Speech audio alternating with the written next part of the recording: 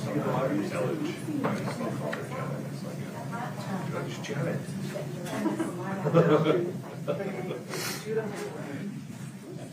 I don't know. That's I never shot.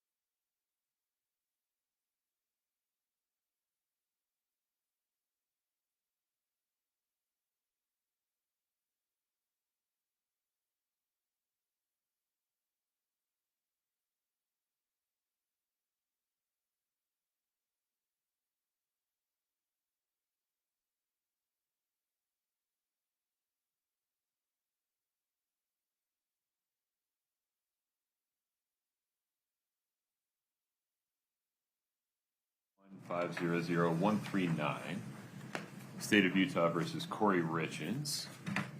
Counsel for the state, Mr. Bloodworth and Mr. Burmester in the courtroom. In the courtroom is Ms. Nestor with defendant, Kouri Richins. Participating via WebEx are Ms. Lewis and Mr. Ramos. Let me just provide a little context for where we are at the moment. I have given an honest try to updating the previous proposed set of jury instructions to reflect some events that occurred during trial, to reflect some, though not all, yet, of defendants' proposals received by the court this morning. I've also provided a working copy of a proposed verdict form.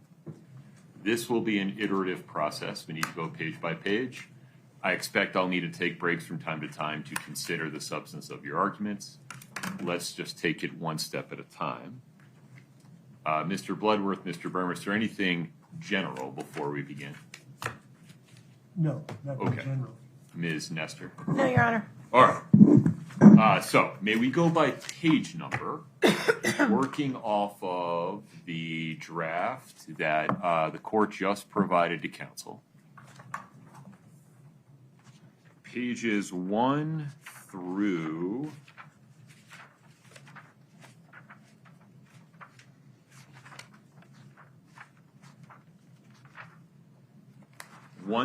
14 are the opening instructions that the court gave prior to opening statements. Right. Yes. Any objection to including those in the closing instructions, Mr. Burmester? No. Okay. Ms. Nestor? You want to reread them? No. Oh, good. I'll start reading at page 15. Oh, great. Then But I have no objections to them going back. recent appellate decisions have chastised district court judges for not including them in the final set. So. No problem. Okay. Pages 15 through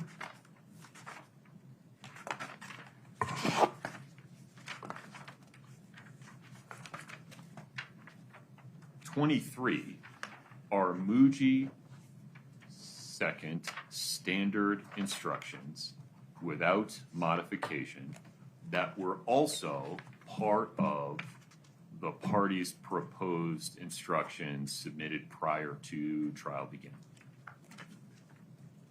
Take a moment. Take No us a minute. objection from the state. No Okay. objection from the defense. Okay. Ms. Nestor,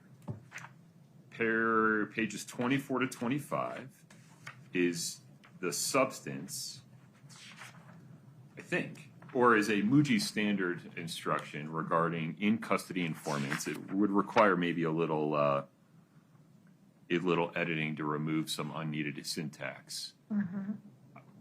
So first, I need to hear from the state about whether they have a general objection. And second, we need to make this specific, if it were given, to the time periods that Ms. Lauber was actually in custody and the evidence regarding those periods, because she's not in custody during the time she's on the stand.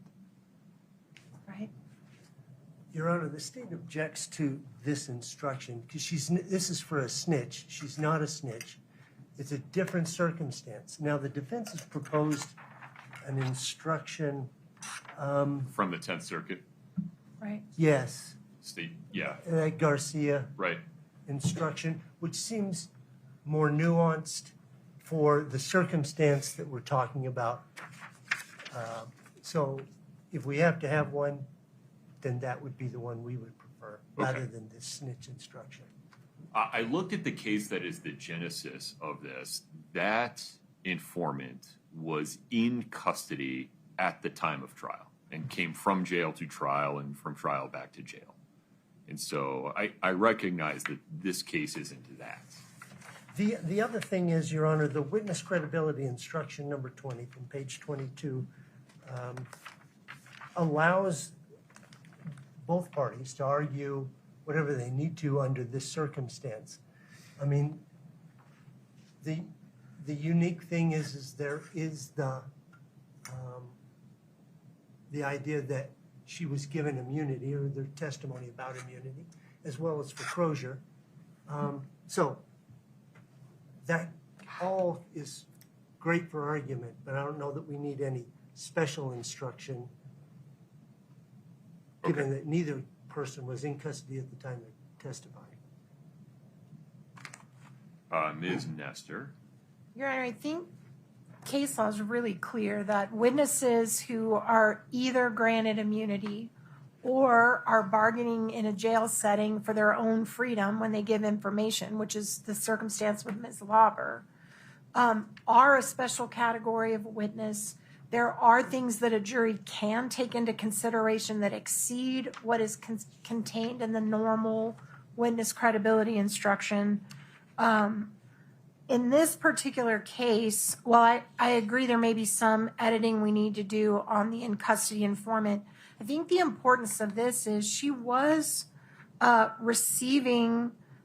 she was making a statement with the understanding that, that her freedom was contingent on it. And I think that this is an approved Muji instruction. I think I agree we should probably limit it. When I submitted it, I was thinking all her interviews, she was in custody. But I didn't think about the fact that she's no longer in custody. I never really looked at this instruction that way. I always looked at it as of the time that they cut the deal. But I could be wrong about that. So I don't have an objection to adding dates that she was in custody, if that is of concern to the court. I do think she made it pretty clear when she was here she wasn't. So I think the jury knows she's not currently in custody, but I mean, it doesn't matter. I'm fine putting those dates in. But I think the immunity one should be given in addition to this, because the immunity agreement also covers federal immunity, state immunity. Yeah. I think we should get both. And we can just take out whatever on this in custody informant doesn't fit our facts. We can just jettison it. But we are asking for both. Mr. Burmester. Your Honor, a couple of things. First of all, if we're going to identify a witness by name, it should include all of them that come within the definition. So it's not just Carmen Lauber. It should be Crozier. The periods during which Mr. Crozier was giving the interviews, he was in custody, correct? Yes. Okay. In fact, we saw an interview with him in custody, in stripes. Same with Carmen Lauber, right? Yes. Yeah. Okay. And once again, this instruction is designed for the situation where the snitch doesn't know anything about the facts of the case, wasn't a witness to anything. They just happened to be a cellie or something like that. And that's what this was designed for. That is not this case. Both of them were witnesses to the things they observed. There was discussion about immunity, and for that reason, we object to this snitch instruction. And if we have to have something, then maybe either add to the witness veracity instruction or something along the lines of Garcia mentioned before. All right. Let me think about this for a moment. Mr. Burmester, putting this instruction aside for a moment, any objection to including the 10th Circuit form instruction from Garcia? I think the 10th Circuit instruction from Garcia is fine, but I think it's duplicative if you're talking about the snitch instruction as well. I understand. And Ms. Nestor, I understand defendant's position to be the state should give both instructions properly edited. Right. It is occurring to me, if the concern is There is a federal instruction that we often use when we have what are called unindicted co-conspirators, that are people that were actually involved that then flip on whoever's didn't flip. Provide helpful information. Yes, sir. Yeah. I don't like that word snitch, but Yeah.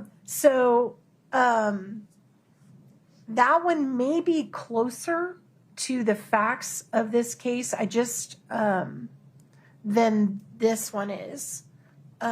And I can pull that up really quickly. It's a 10th Circuit pattern instruction for unindicted co-conspirators. I'll take a look at it during a break. I'll submit it. Yeah, okay.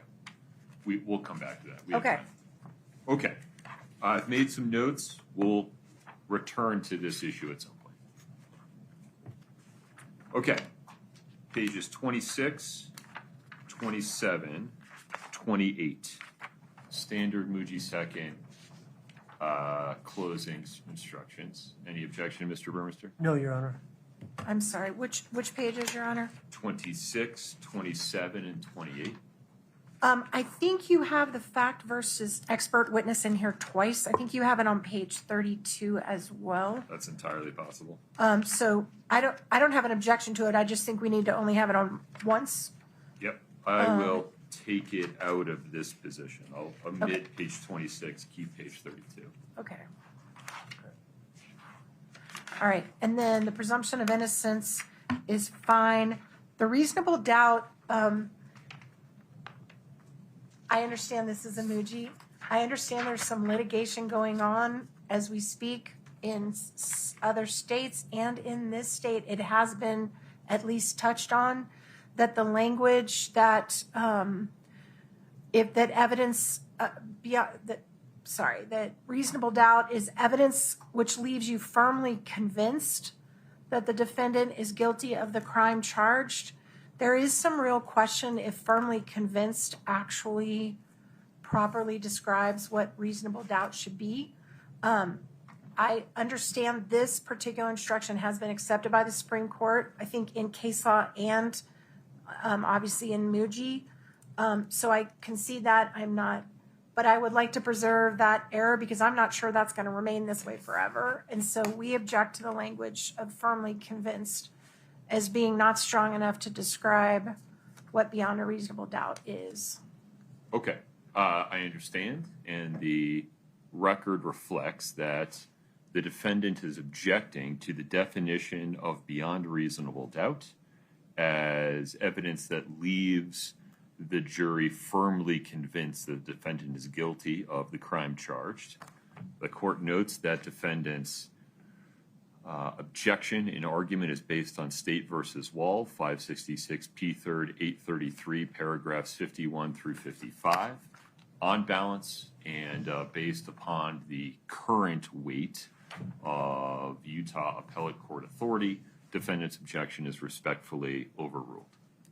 Anything further on that, Mr. Burmester? No, Your Honor. Okay. And then what was the last one you went through, Your Honor? Well, then we go to page 29, Right.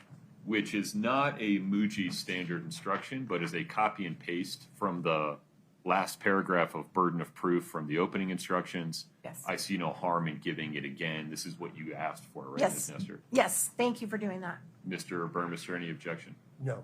Okay. Bear with me, folks. Let me just make sure my notes reflect what we've talked about so far. Okay. That brings us to page 30, No Muji objection. standard instruction. No objection. Mr. Burmester? No objection. Okay. Page 31 is the court's effort at a 404B instruction. It uses the structure of the Muji second 404B instruction, inserts the case-specific language requested by defendant. Mr. Burmester. Your Honor, if the court is inclined to give this instruction, we would ask that it include all of the 404B non-character purposes, not just motive. But Do you have any other non-character purposes for that evidence? yes, Your Honor, like all but one or two of them, I think, can apply. Well, but as I understood, the only reason And when I instructed the jury in real time, the reason I gave them was motive. You weren't, was it also go to Can it go preparation? to identity, preparation, I know it intent? can, but we tried the case. Is that why you admitted it? Your Honor, I should probably speak to that Yeah. one. The answer is yes, and it's been throughout our briefing since, the entire motions in limine practice, we, argued for the admission based on motive, intent, plan, and preparation, and identity. Those words are always lumped together in our briefing. I know, and talismanically, but not necessarily with factual basis. And so help me out. If I'm going to tell them that they can consider them for those specifics, there's got to be a basis. Or we can say other purposes such as motive.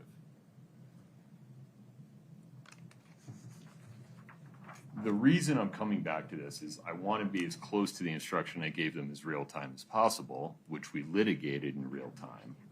And I didn't say the talismanic words in real time. I said motive. Yes, Your Honor, but I think the court said motive based on what the defense was requesting in the instruction. The state wasn't limiting the instruction at all. May we say such as rather than all of those combined? I'm sorry, could you just say it in a sentence? Yeah, such as determining motive, preparation, plan, or identity.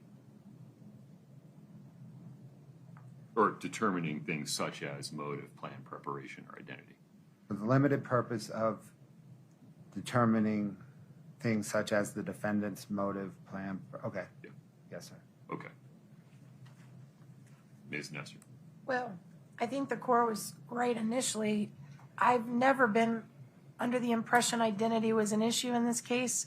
I don't understand how any of these things would go to plan or preparation. I think the way it's written is correct, so I would object. Certainly the first bullet point would go to preparation or plan. Plan, not so much preparation. I just would like the record to reflect we object to it, Your Honor. Okay, hold on a second. I'll just make a note of this. We'll come back to it.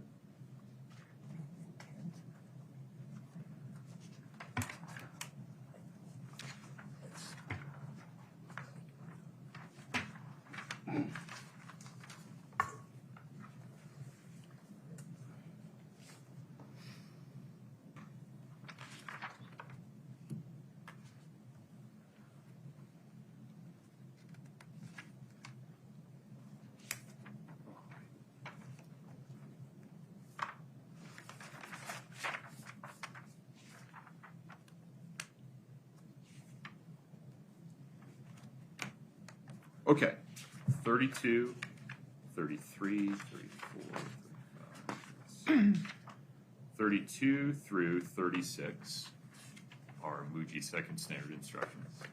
No objection from the state. Your Honor, on 33, the law enforcement officers, I think that should be plural. Many law enforcement officers testified. So I think we have it in the singular right now. Okay. You heard the testimony of law enforcement officers. Yes. Got it? And then the rest, I don't have any objection to. Got it. Will do. Okay. 37 versus page 38. 37 is the motive instruction that the parties proposed pre-trial.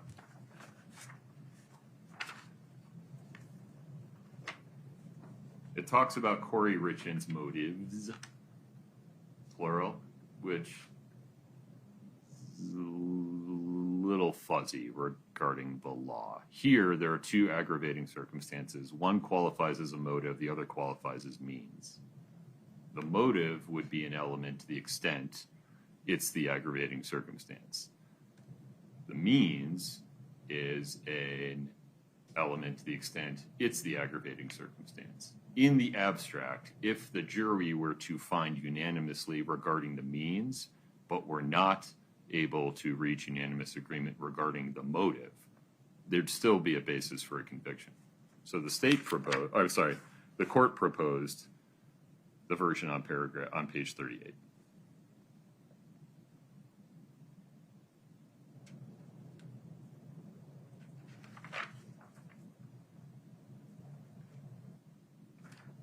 Can I clarify? I was with you up until the very end of what you said, but I think the court's probably right. Are you saying that the only thing that requires the motive is the subsection 1 of the aggravated murder, which is committing homicide for pecuniary gain? Well, so if we go to the elements instruction, we just Right. want to look at that together as an Right. example. So go to for example, page 41. Right.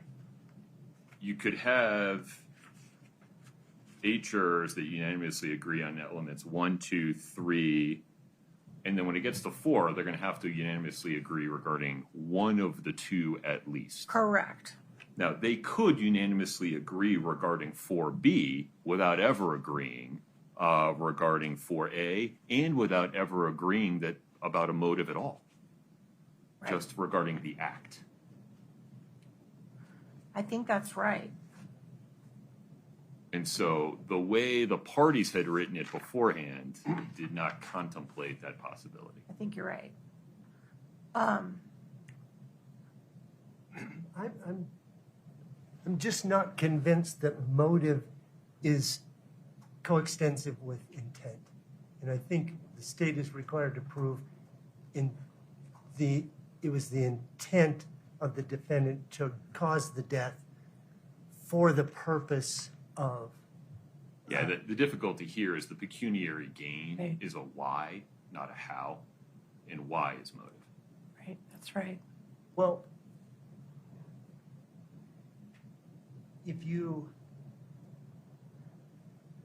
motive might be my financial situation is so distraught, I'm going to commit this murder. Or I'm just so darn greedy, I just want more money, so I commit a murder. I think motive might be involved in both, but I have to prove that was the intent to do it, was to make the money, whether you had the motive, this underlying thing or not. I don't know. I believe intent goes to intent to cause death. That is among the things that the jury would have to find unanimously. Right. The pecuniary gain is clearly motive. That is a motive that they've alleged. And I agree that I think subsection B does not require a motive because it doesn't matter why she's administering the lethal dose, just that she is administering the lethal dose. And I think we just missed that in the one we submitted. I think the court's right that motive only applies to 4A, and so it's tricky to explain this to a jury without a side-by-side analysis of the elements instruction. Now, another option, right, is just to not give a motive instruction. That would probably be the best. Except that, Because then we don't have to get confused about whether the why is part of 4A versus 4B. We can just not instruct regarding motive.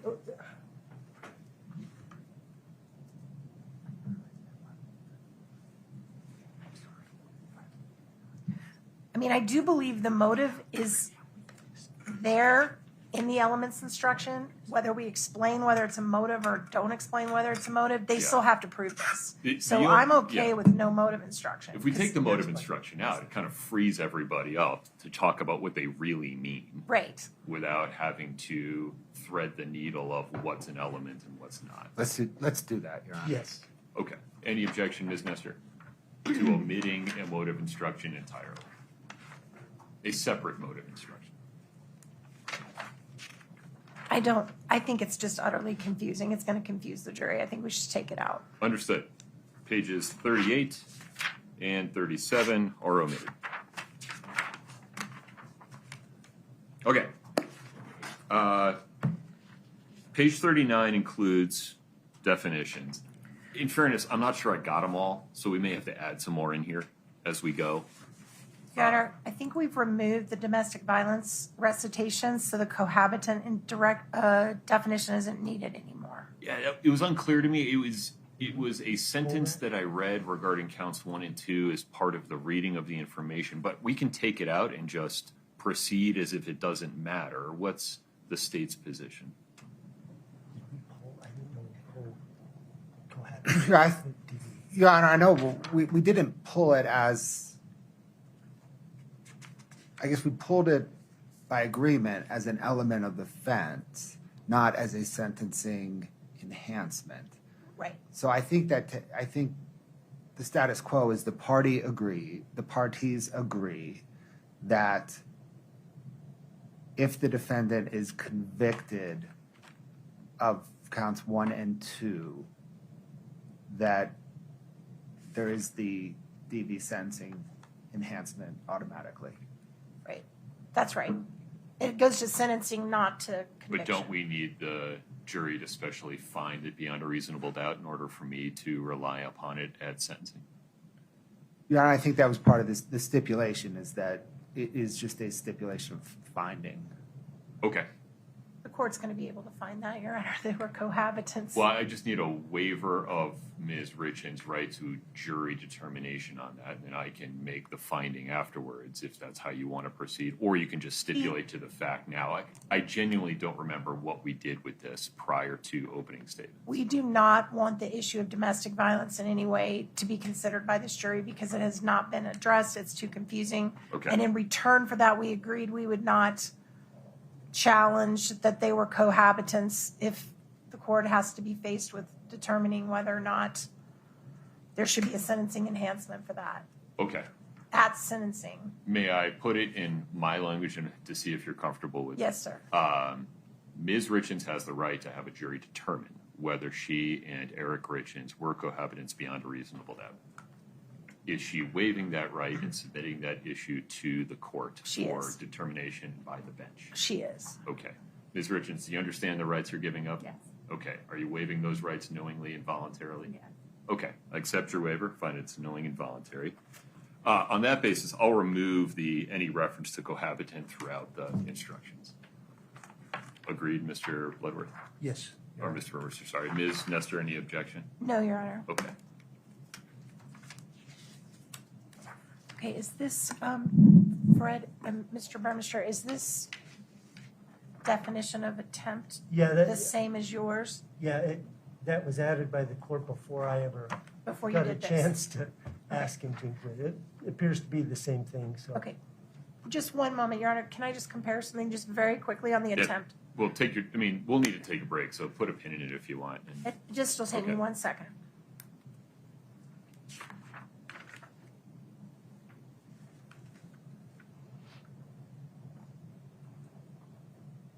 Okay. All right, so we can just toss this, right, Mr. Burmester?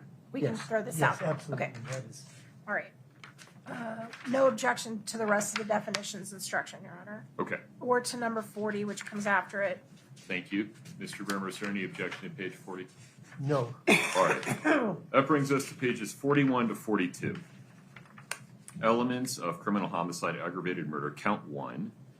It is the italicized language that represents a addition or proposal by one party or the court.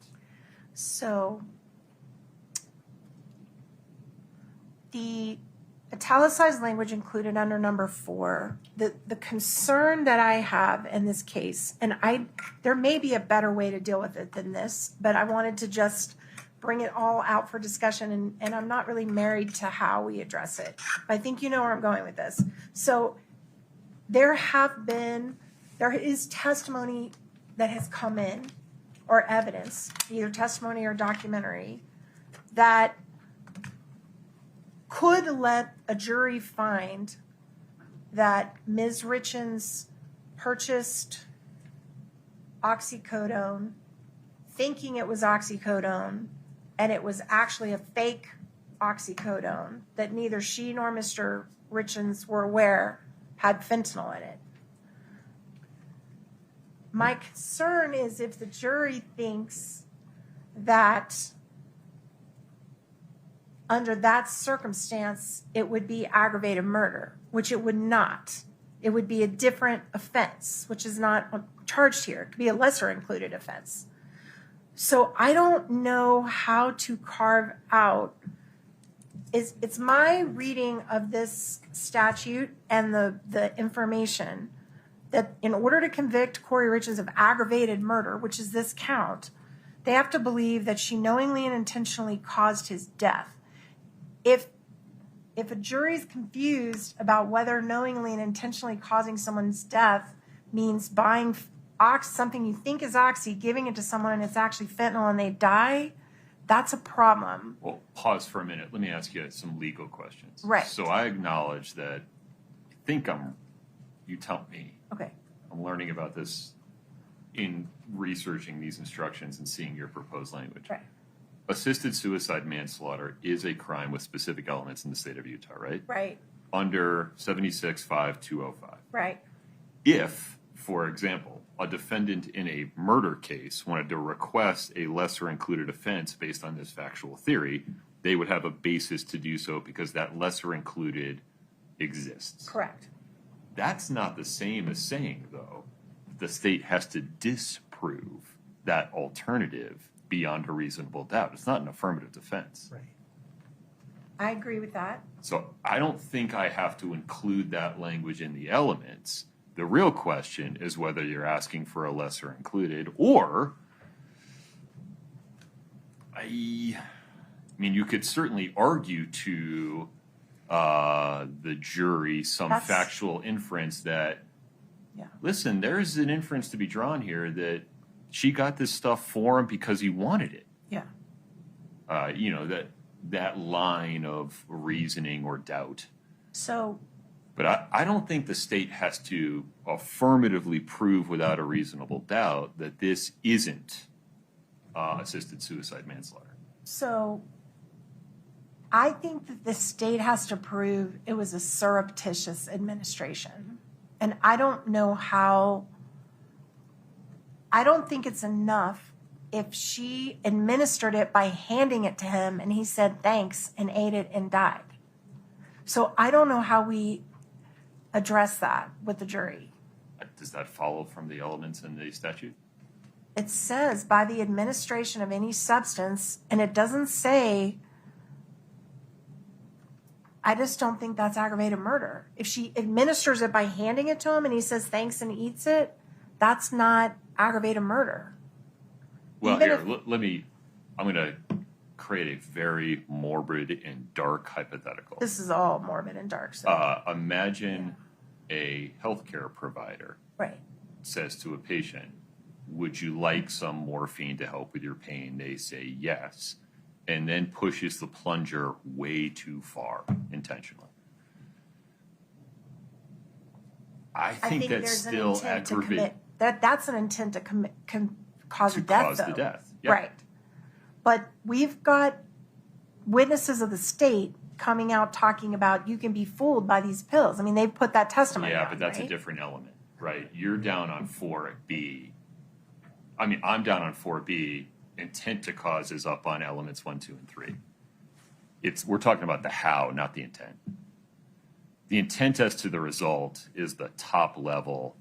That's homicide. It's the aggravating circumstance that's 4B. Let me pause there. I'm carrying a lot of water here. Does the state see it the same way? Yes. Okay.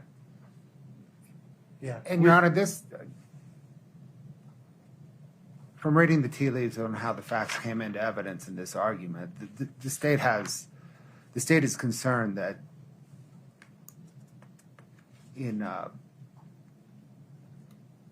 the state is concerned that the defense will not be precise in arguing the intent in closing, right? The evidence has come in, and this discussion here today has suggested that the defense is putting the intent on a specific drug to kill, and that's not where the intent lies here. No, but would you acknowledge that if the defense were able to persuade the jury, for example, that Kouri Richins intended to give her husband a non-lethal dose of hydrocodone, that would be a permissible basis to argue that she is not guilty of aggravated murder. That is a permissible basis to argue she's not guilty under the second element of aggravated murder. Why not the first, second, and third? She didn't intend to cause his death. She intended to give him non-lethal painkillers. Well, okay, second and third together. Yeah. You know, we split them up here sometimes. They're in the same sentence. It's really weird that we split them up. Right. But the second and third together, Right. sure, that is fine.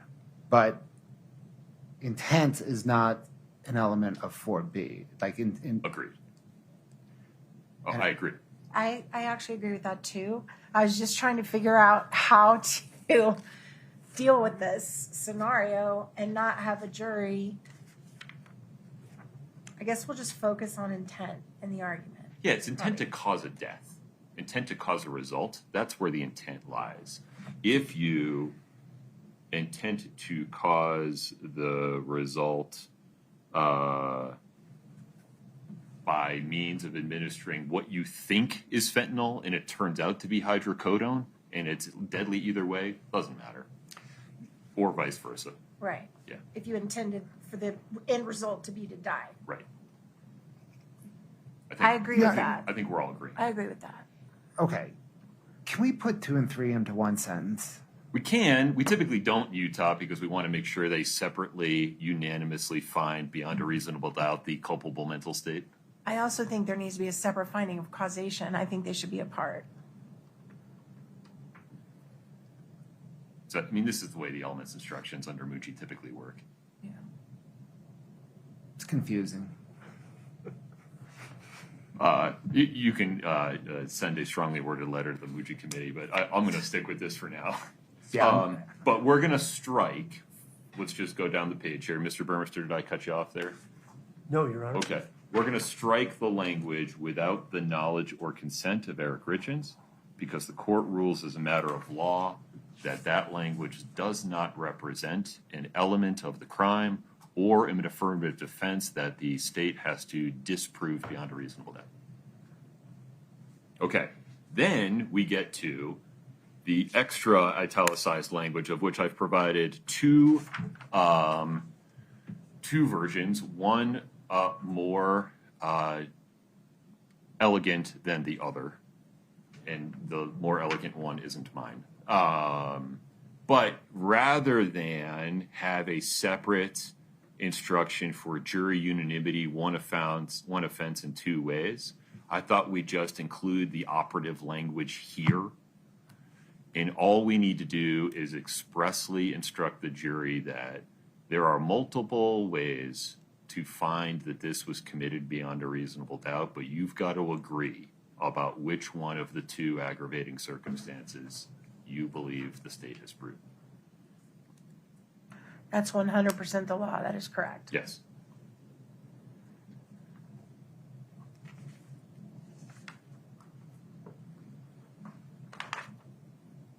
You're right, because I was going to say I thought we did this, but you're right. We put it in a separate instruction. This is much better to put it in the element instruction, I think. I like it better. Let's be clear. This was Melanie's idea. Yay, Melanie. Yeah. Yeah. So we're talking about the top. So you've got One with A and B, you got right? 2 options here, right? You got the more wordy option before the or the more elegant version after the or.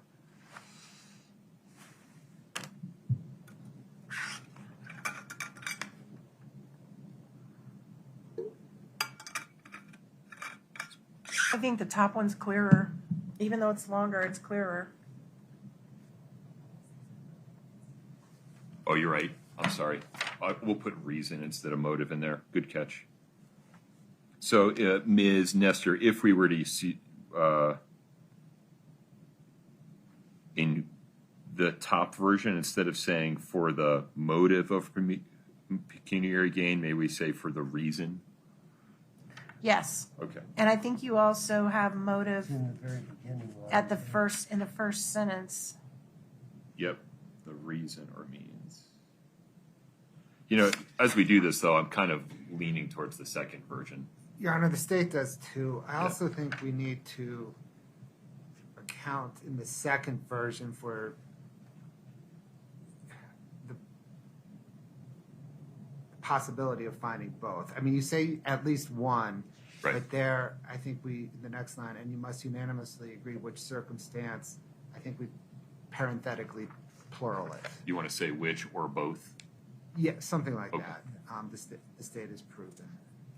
Yeah, we can do that. Do you want to say which circumstance or circumstances the state has proven? Yes. Yeah. Or just put a S in a parentheses, like, so it could be either. What's that? Yeah. We'll just say which circumstance or circumstances. We're going to go with option 2, Ms. Nestor, notwithstanding Okay. the time I wasted on option 1. Okay, pause there for a minute.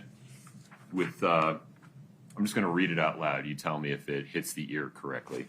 Okay. To find the defendant guilty of aggravated murder, you must unanimously agree the prosecution has proven at least one circumstance listed in element 4 beyond a reasonable doubt, and you must unanimously agree which circumstance or circumstances the state has proven.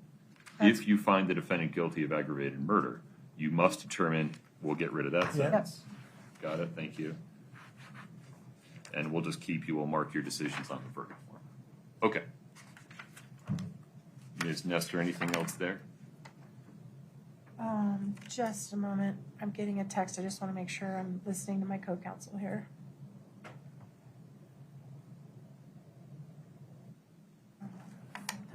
Okay, no, that's fine, Your Honor.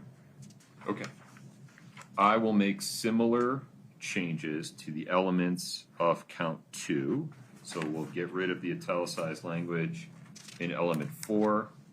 We'll strike the inelegant option 1, and we'll get rid of the reference to cohabitant. And then we'll add the or circumstances. Okay.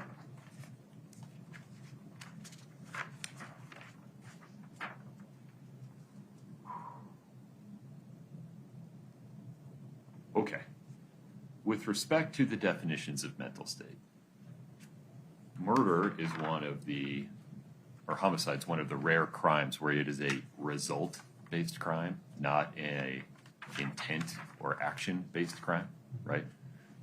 Notwithstanding your best efforts, if you don't kill someone, you did not commit homicide. So the mental state definitions have to be specific to counts 1 and 2, and they are different, I think, than counts 3, 4, and 5. Is that the state's view of it? It's certainly with regards to 1 and 2. One would think this is a super easy thing to figure out if It is something not. is specific or general intent crime. Yeah. And I've struggled with it for 30 years. Maybe that indicates I'm stupid. But I have no objection to proceeding with the way the court is laid out. Okay. Right, because The mental state's definition on page 46. Right, I think initially the ones we submitted, Mr. Burmester had actually put it on the bottom of the counts, and it was, I like this better, separate.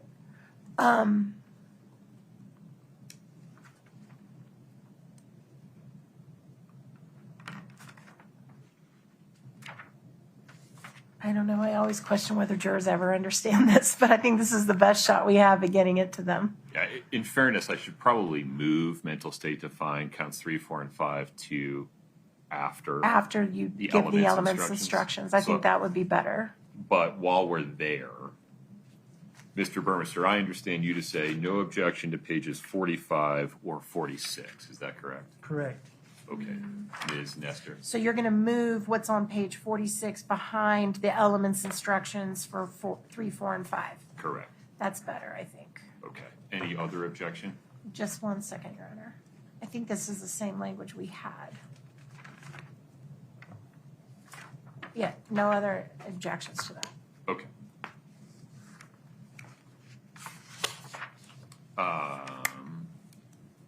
All right. I have lots of questions regarding elements of 3, 4, and 5. Yeah, so do I. So I got to pull the information. We got to look at the statute. Bear with me for one moment.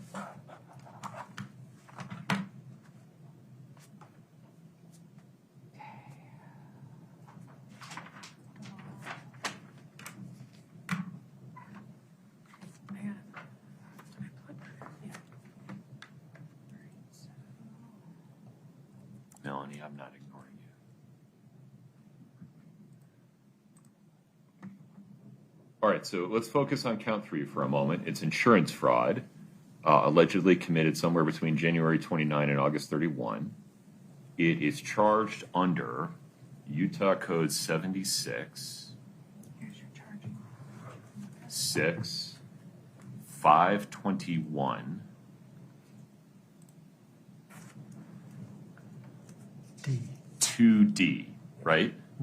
Yes. All right, so let's start with a couple of my mental state. Because the statute does not specify a mental state, it's intentionally, knowingly, or recklessly, correct? Well, it says it specifically in Part D. Oh, with the intent to deceive or It's defraud. a specific intent. Oh, there we go. Yeah, so this is where it gets confusing because 2 says with intent to deceive or defraud, and then 2D says intentionally, knowingly, or recklessly devises a scheme. So different intents for different parts of the elements, right? Yeah, okay. Okay. Yes.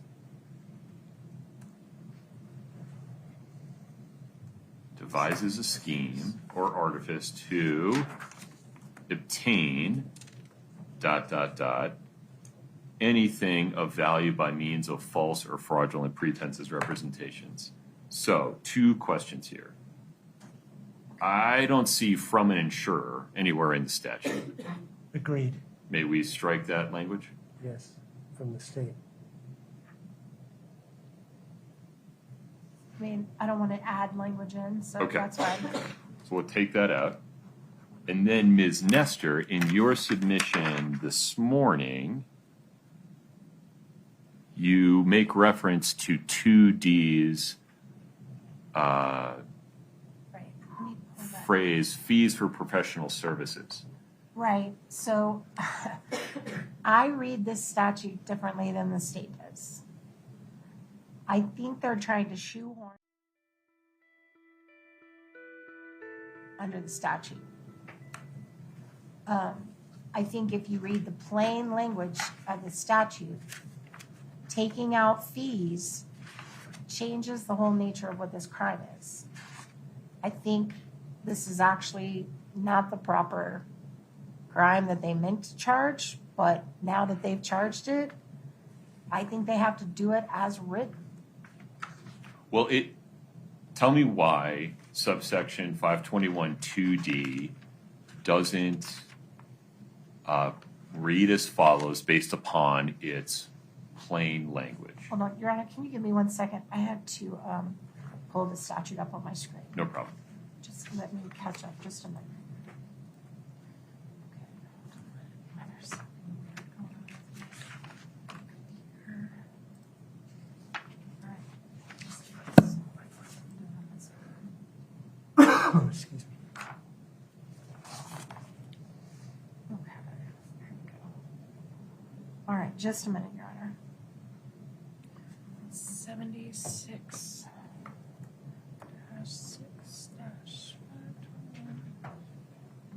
Here it is. Okay, I'm with you. Please continue.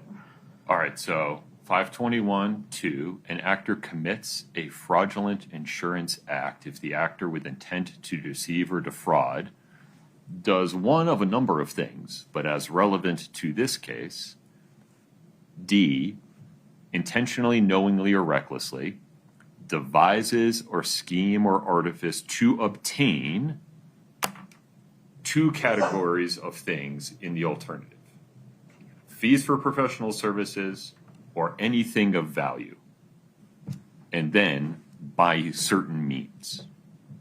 Why doesn't it apply equally to 2 alternative categories of things I read that differently. Okay. And this is the fun part about, plain language, right? So I read it to say that this is the crime for when someone is pretending to be to get fees for selling insurance fraudulently. That's what I think this section of the statute is. And I think the fees part applies to, it should be read to obtain fees for professional services or anything of value. In other words, I'm trying to get someone to pay me as an insurance broker by making false representations about what I'm selling you. I'm selling you something that's junk. It's not what you think I'm selling you. So I'm either trying to get a fee or have you pay me for the actual product that I'm selling you, but by means of lying to you about what it is I'm doing for you. That is what I think this is. And that is not anything to do with Ms. Richins. I think they liked that second half of that and pretended like the first half didn't exist. And that's how I read this crime, because that is a crime. There are people that I've represented them. They go around and they sell junk. They sell a policy that doesn't cover anything, and they get either a fee from you as a broker, or they get a commission, which from selling you, they get a commission of the junk product, and it's fraud. And that's what I think they're talking about in this crime. And I don't think it applies here. And I want the word fees in there because I think they picked the crime. They got to prove it as it's written. And they just deleted that word. Well, they're not proceeding under that theory, but it's in the alternative. I have to acknowledge the comma and then the word or. Mm-hmm. And I can't consider the word insurance in the title of the section. That's non-substantive. In fairness, I see that the word insurance appears in section 2, so I understand. I'm looking at the definitions, though, for the part and the definitions in 101.5, and they don't define insurance. The legislature's got to call it something. They chose to call it this. This seems analogous to the statute for communications fraud, which really is fraud. Like the communications in the communications fraud isn't doing much besides requiring that somebody communicate something by speech, writing, whatever.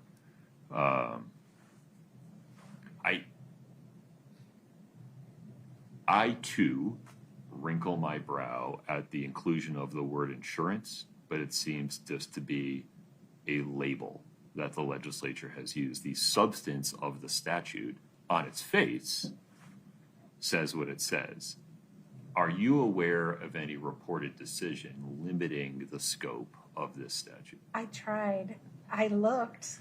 I couldn't find this particular, because I just kept reading it over and over, and I'm like, this is what you charge brokers with. This is what you charge, scammers in the insurance industry with. That's this crime. And I object to taking any words out of it exactly as it's written, because I don't think they've proved this, and I actually think they charge the wrong crime. I don't think that applies to the next two, but I do think it applies to this one. You'd acknowledge that even if we put it in, it'd be an or. Well,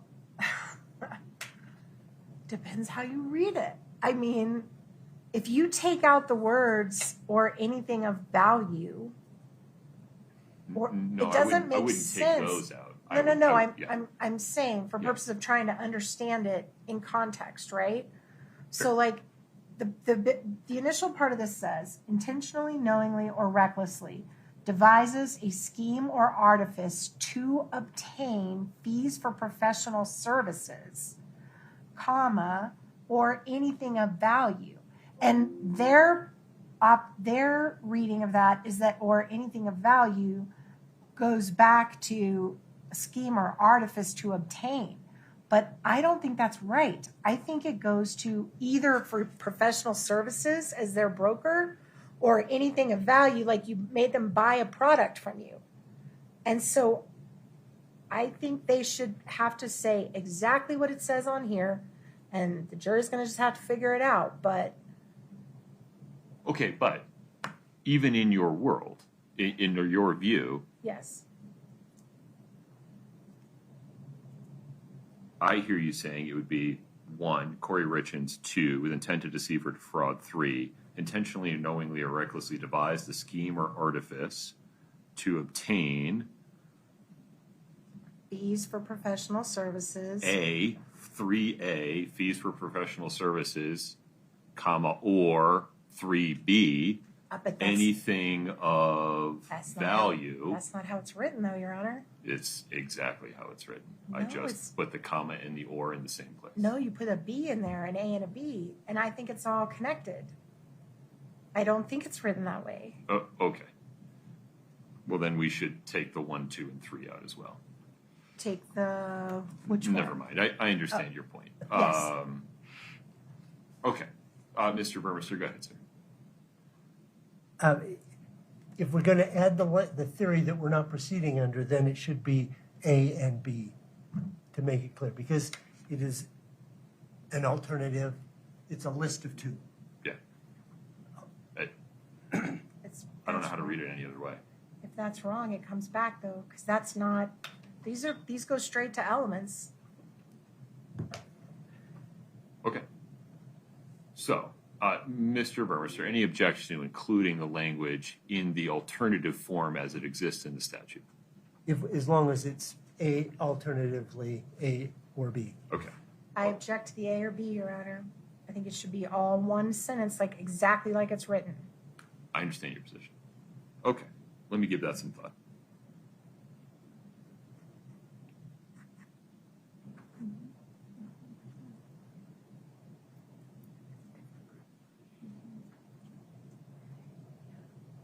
Your Honor, Mr. Ramos, go ahead. just as you're giving it some thought, and I'm looking at 76.6521, just straight from the code. An actor commits a fraudulent insurance act. I had missed it on, Your Honor probably didn't miss it. I missed it on the first one, but going back to the insurance act, that isn't in the instructions as it currently is, but just highlight it now as Your Honor looks at that. Okay. Thank you, sir. Thank you. All right. Very good. I've got a note there. We'll keep going. Regarding count 4, I didn't see any disagreement between the parties regarding the elements for count 4. No disagreement, Your Honor. Mr. Burmester? Did we talk about element 4 of count 3? Because I'm not sure where that came from. Oh, thank you. Yeah, you're right. I went too fast. I don't understand where that came from either. I'm sorry, what? I didn't understand what he said. Paragraph 4 of the elements on count 3 on page count 3. 47. I'm sorry, I gotta go back. Just 1 minute. I thought we were on 4. Okay, element. Oh, took a substantial step. That came from case law. That's case law. Have the citation. I did on the one that I filed. Let me pull that up, Your Honor. Just a moment.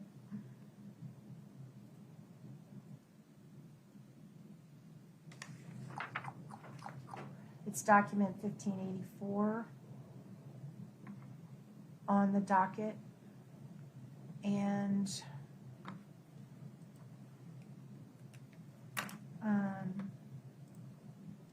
wait a minute.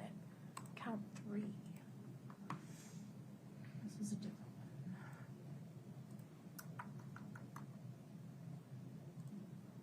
Let me see. I might have written it in my notes to the state. Just a moment, Your Honor.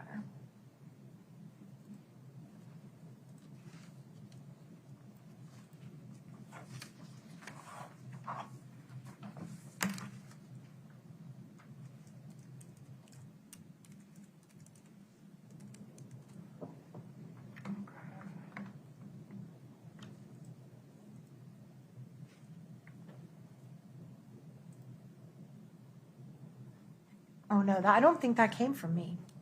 I don't think that came from me. It did not come from the state. I think it did. I can go back to what you emailed, or from the parties and was represented as, but it's not in the statute. neither is the definition of insurer, and neither is the definition of substantial step. That's why we have highlighted Oh, those. I know where this came from. Mr. Bloodworth and I had a discussion about the fact that the way that it was originally written, she wouldn't have had to do anything. She could have just imagined it and never taken an actual step towards the commission of the crime. And that language got put back in after we had that conversation. I think, and we were trying to fix that problem. And I think that was what Mr. Bloodworth added to fix the problem. I was the one that originally said the way it's written, she could just think about it and be guilty. She wouldn't have to do anything. I think an act is kind of implicit in 3 by means of false or fraudulent pretenses, representation, promise, or material omission. I think that's the act here. Well, I understand the point. It seems that the actus reus under 521 2D would be the devising the scheme, which I think is Ms. Nestor's point. Right. Of, well, if you devise it I could think of one and right never now. say anything, or Right. do anything, have you violated the statute? Right. So what is the actus reus? What's the conduct?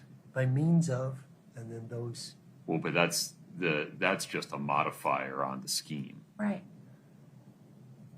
that you've devised. I think the operative verb there is devising. I do know in federal court law, it's clear you have to take a substantial step. I don't know if they just have an objection to the word substantial, but you got to do something. Something has to be done other than thinking of it in your head. Why don't we just instruct regarding what the state's theory of the crime is? Right. And either they proved it or they didn't beyond a reasonable doubt. That would be fine with me.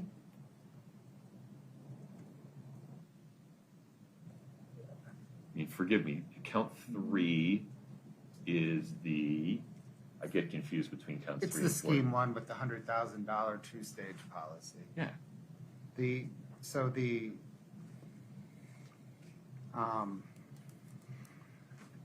filing of the application.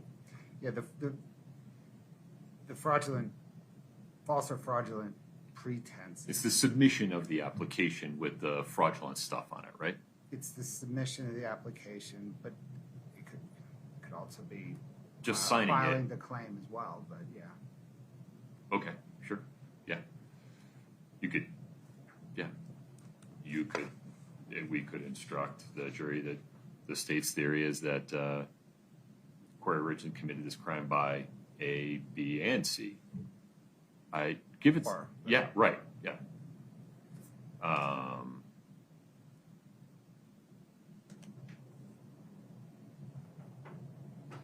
We'll take a break. You can all give that some thought. Maybe talk to each other. I understand your concern, but it seems that we don't need to be coy. We can just tell the jury what the state thinks and either the state proved it or they didn't. Yep. Okay, give that some thought. Okay. In terms of our initial review, let's keep going. Elements of count 4. Just read through that for me for a moment. Let me know if anything sticks out.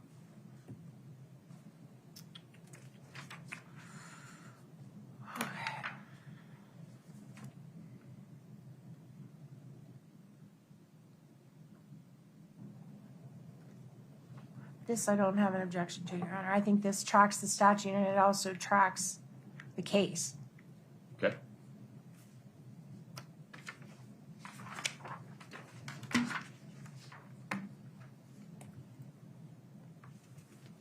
Mr. Burmester, let me know when you've reviewed it.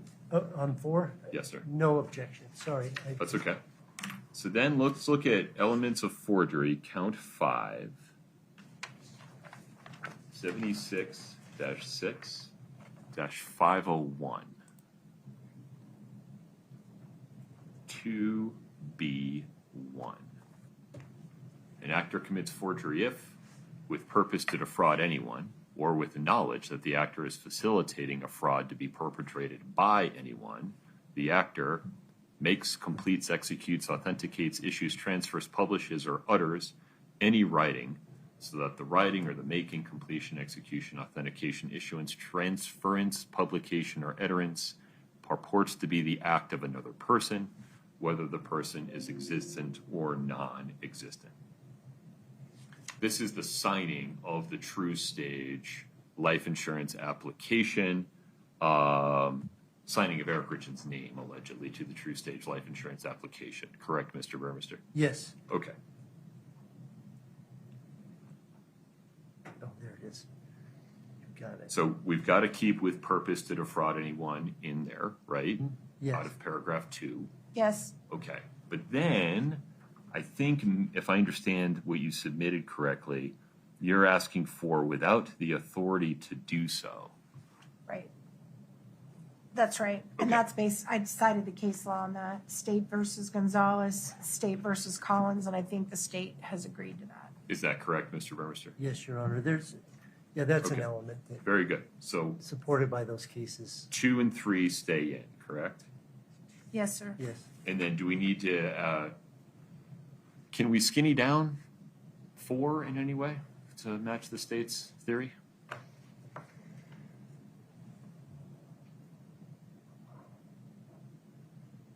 Or I don't know. it's that we just the have way it goes? Authentication.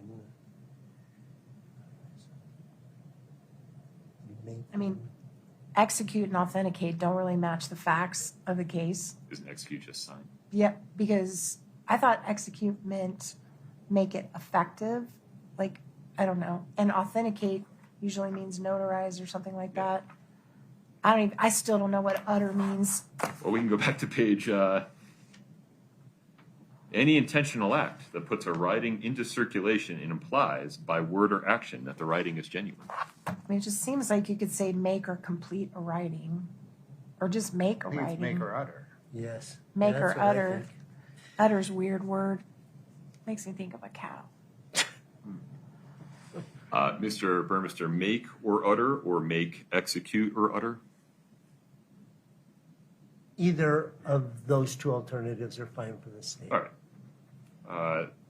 Court rules that paragraph 4 should read, did make, comma, execute, comma, or utter a writing so that the writing or the making, execution, or utterance purports to be the act of another person, whether that person is existent or non-existent. Do you want to take out the last clause? I mean, we're dealing with an existent person, so At it the time, seems yeah. kind of pointless. Any objection, Mr. Burmester? No, Your Honor. Okay. Got it. Thank you. Okay, pages 50, 51, 52, 53 are Muji second standard instructions. I agree with that it is 50. But,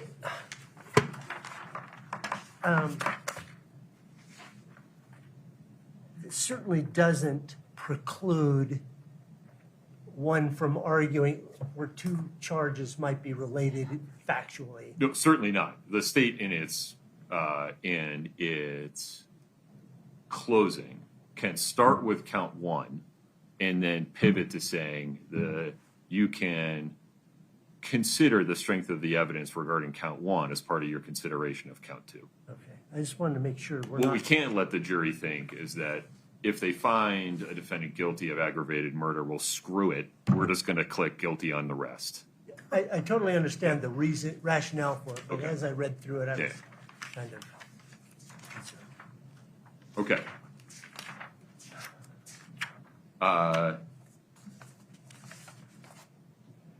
Page 54 is a edited version of what would normally come after as the second paragraph of page 53 to reflect that this verdict form has a lot more blanks than just 2. Okay. I'll take a look. You will see, please, the verdict form is separated into, I'm just going to say several sections. To several sections. Yeah, Okay. one section for each count charged.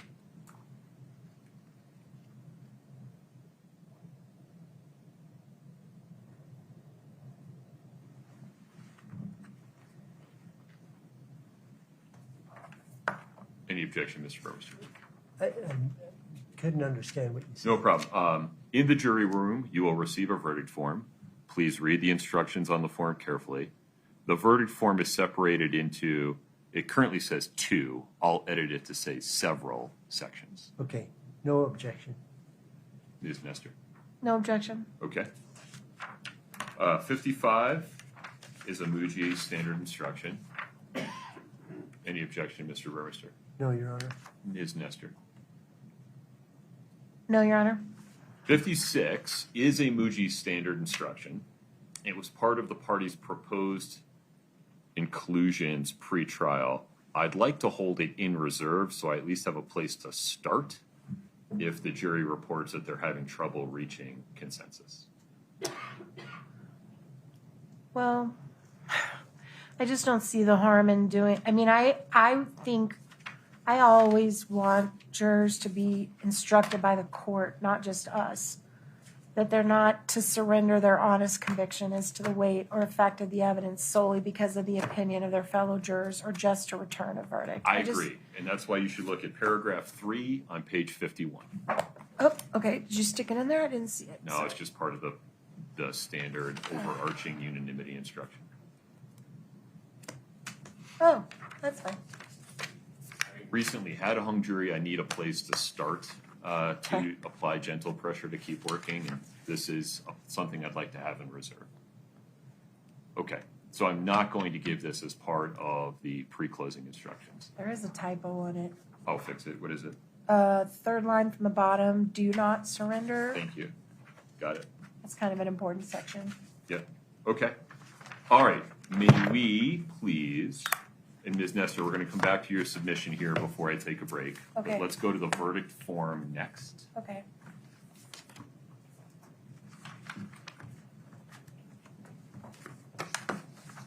Fairness, this was the last thing I did before I came on the bench, and so there may be some typos or flow errors here, but let's just go through it one at a time as if we were jurors answering it to make sure that it flows correctly.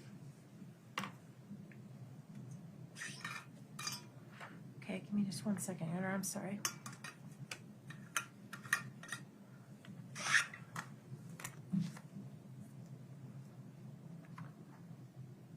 Your Honor, I don't, well, unless it's at the beginning. I don't think I got a copy of the verdict. I think it was in the email that I sent after I sent a copy of the jury instructions. I did not receive that email. Hold on, Wendy, I'll send it to you right now. That is Just entirely possible. Thank you. No, you did. Or at least I sent it. I didn't get it, but let me I forward think it. maybe just Okay. resend it. Yeah, I'll send it right now. Thank you.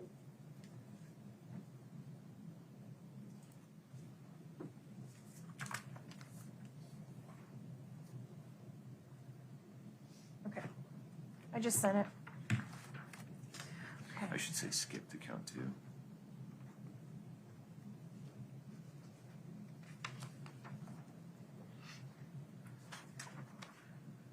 Oh, we're going to take out 1B. And so this has to change to right there. 2.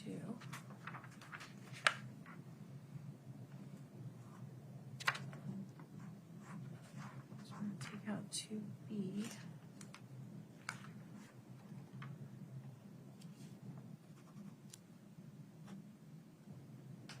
Okay.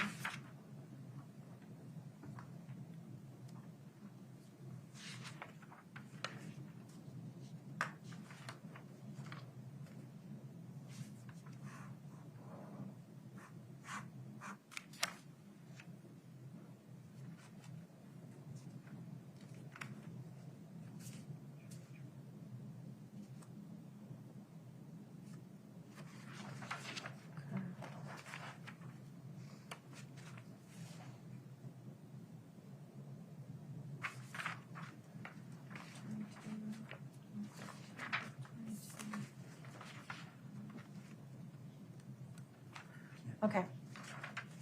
Concern that. Other, we'll have it. Oh, if we include it. Yeah. Okay. So let's see. Let's start with you, Ms. Nestor. So we'll take out the plural of inquiries and we'll say skip to count 2. There'll be no reference to 1B. We'll just omit inquiry 1B, right? Right, Same for count 2. Similar changes. right. Any other changes? Yes, so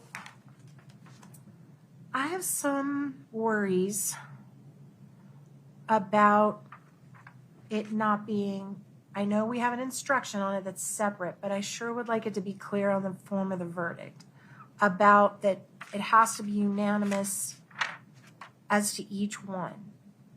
Doesn't it say unanimously regarding each one? It does, but you could be saying you unanimously agree.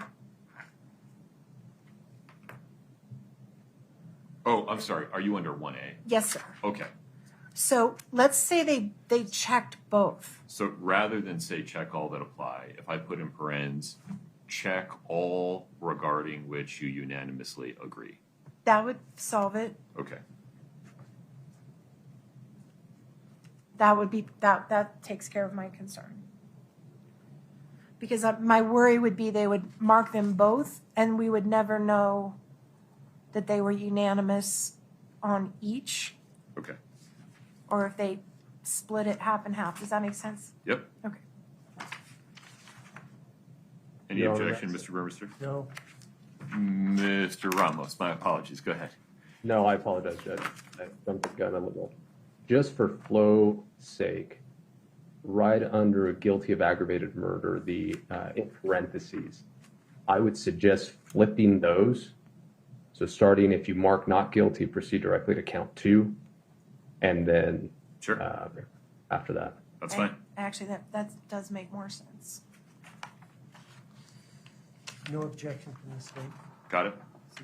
Same on Remains consistent with the, and same under Earlier count question. 2 as well. Got it. Okay. Then, before we take a break, Ms. Nestor, may I go through just what you've submitted this morning to make sure I covered it all, at least initially? Yes, sir. Let me grab it just a moment.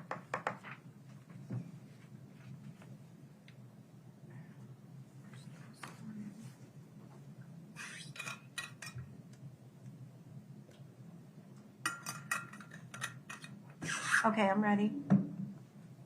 All right, we handled the quote without the knowledge or consent of Eric Richins Right. language on the record. Changing her to there, I didn't see a spot where that would be a problem in these instructions, but I think that only applied to the ones when Mr. Burmester had the definitions under the elements. I don't think it's Oh, okay. a problem anymore. all right. 3, insurance fraud. I understand your position, and I'll take a break and make a ruling on it. Okay. The forgery elements instruction, I think we've reached consensus regarding anything further there. No, sir. I've ruled on defendant's request for a different definition of what constitutes proof beyond a reasonable doubt. Any further record there? No, sir. Number 5. Why don't you have sufficient foundation pursuant to the witness credibility instruction on page 22 to make exactly this argument? I'm not sure this is a legal instruction so much as a strategically sound part of your closing argument. I think the Portuondo v. Agard case opens the door for instructions like this. I do think there's nothing in the witness credibility that talks about this. And I believe in Portuondo it was used against the defendant, but I think this is an interesting issue. I mean, if you have a witness who has sat through trial and heard everybody's testimony before they take the stand, that gives them an edge. And I think a jury can consider that. And I don't think there's anything in our existing witness credibility instruction that addresses something like that. And I think we have a right to bring it to their attention and say, hey, if you want to consider that, you can, but you don't have to. And that's why we want that instruction, because O'Driscoll was the last witness of the case. He had some very important testimony in this case, and he had the benefit of hearing 45 witnesses before himself and all the court's rulings on everything before and every out of the jury conference and everything. So I do think that's proper, and we are asking that it be given. Mr. Burmester, I certainly understand why defendant wants the instruction. Anything further on whether they're entitled to it? The state disagrees they're entitled to the instruction. Portuondo didn't involve an instruction. It was exactly that an argument was made by the prosecutor about the defendant being present, and the court said that's just fine. That can happen in this case, but it shouldn't be an instruction from the court. It shouldn't. There's no basis for the court to give its imprimatur on O'Driscoll's veracity. And, Okay. And can I just, before you Sure. rule, Your Honor, I am fine if you want to just take some semblance of this language and insert it into the witness credibility so it doesn't seem to highlight, as it being more important than any other thing they're supposed to consider when they're considering witness credibility. It's just one of a list. I'm fine with that too. So Okay. if that makes you feel more comfortable, I would do that as well. I will, with the benefit of counsel's argument, take a fresh look at Portuondo versus Agard. After the break, give you a ruling. Thank you, Your Honor. Okay. I understand defendant's position regarding United States versus Garcia. Anything further? No, Your Honor. Mr. Burmester. I just want to reiterate that Garcia closer fits this than their point number 11. Understood. We took out the defendant testifying instruction. That's handled. Right. We took out the children testifying and the age of witness instructions. Right. I've given the request for a re-emphasis of the burden of proof instruction. We have a 404B instruction. I need to just make a ruling regarding whether we'll be discussing motive as the other purpose or motive, plan, preparation, identity. Right. The other 404B purpose is listed in the rule. I'll come back on that. And then we've already discussed the in-custody informant instruction. I'll give you a ruling on that in a few moments. Anything further on that, Ms. Nestor? No, Your Honor.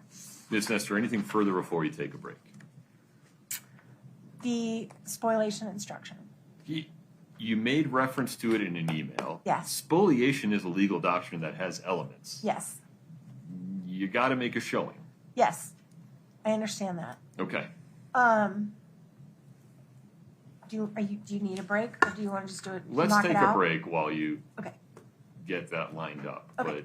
But I, like some other rules, just saying the word doesn't necessarily get a party there. There has to be a showing. I have to make findings. I understand. So, all right, Mr. Burmester, anything before a break? No, Your Honor. Okay. 3:15, folks, please. Thank you.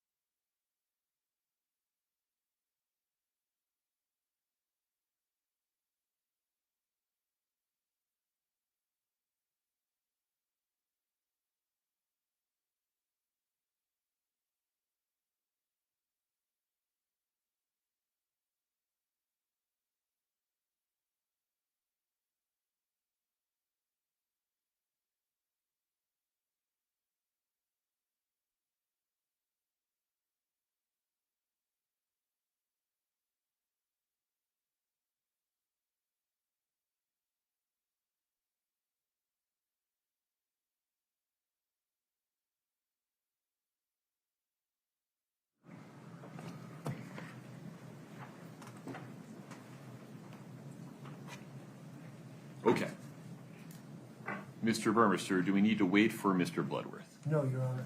All right. Let's, Ms. Nestor, go back to your submission this morning. We'll use that as a list here. First, with respect to defendant's request for an instruction or addition of an additional section to the witness credibility instruction regarding Detective O'Driscoll having had an opportunity to listen to all the prior testimony, and that instructing the jury that they may consider whether that opportunity to hear prior testimony enabled him to tailor his account when determining his credibility. The court has re-reviewed Portuondo versus Agard, 529 U.S. 61, U.S. Supreme Court from 2000. That case stands for the proposition that it is not improper for defense counsel to make that exact argument during its closing. But it does not stand for the proposition that it's appropriate for the court to give that instruction as if it is a precept of law. So the defendant's request for a jury instruction to that effect is respectfully denied, notwithstanding the fact that you'll be free to make that argument. Anything further? No, Your Honor. Mr. Permister? No, Your Honor. Okay. Then let's look at the first 2 pages of the additional instructions that I sent out. Page 1 is a proposed instruction called Informant. It comes from the 10th Circuit pattern instructions. Page 2 is a instruction titled Immunity. It comes from the 10th Circuit pattern instructions. I propose that we use these 2 pages in this form, which are not specific to any individual, and use the pronoun they, No objection. in place of Muji's second CR 415, which is the custody informant. Mr. Burmester. The state objects to number 1, informant, because there were no informants in this case. Well, tell me why Carmen Lauber doesn't fit squarely within the first sentence of this instruction. The reason she is providing evidence, arguably, for a defense might argue, is because she was given immunity, which is why I don't object to number 2. Didn't she also indicate in her interviews, though, that she was doing it based upon her sense of personal accountability for having been involved in this situation? Yes, but that doesn't make her an informant. She testified, both she and Crozier testified to the events they saw. Frequently, in many prosecutions, the government has to make a choice of who to charge and what to charge. And sometimes in order to proceed on one prosecution, you got to give up another one. And that's what we have here, is in order to bring to bear what the government saw as the more serious crime, that is what the state believes is a murder, we had to have those eyewitnesses be able to testify. In order to do that, we had to provide them immunity. I don't think that makes them a fortiori an informant. Draw the distinction for me. What would you see the informant as being?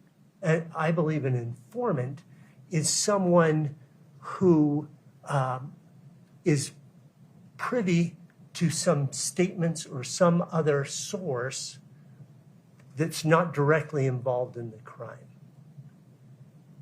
So, a cellie who overhears something that a witness or the suspect say.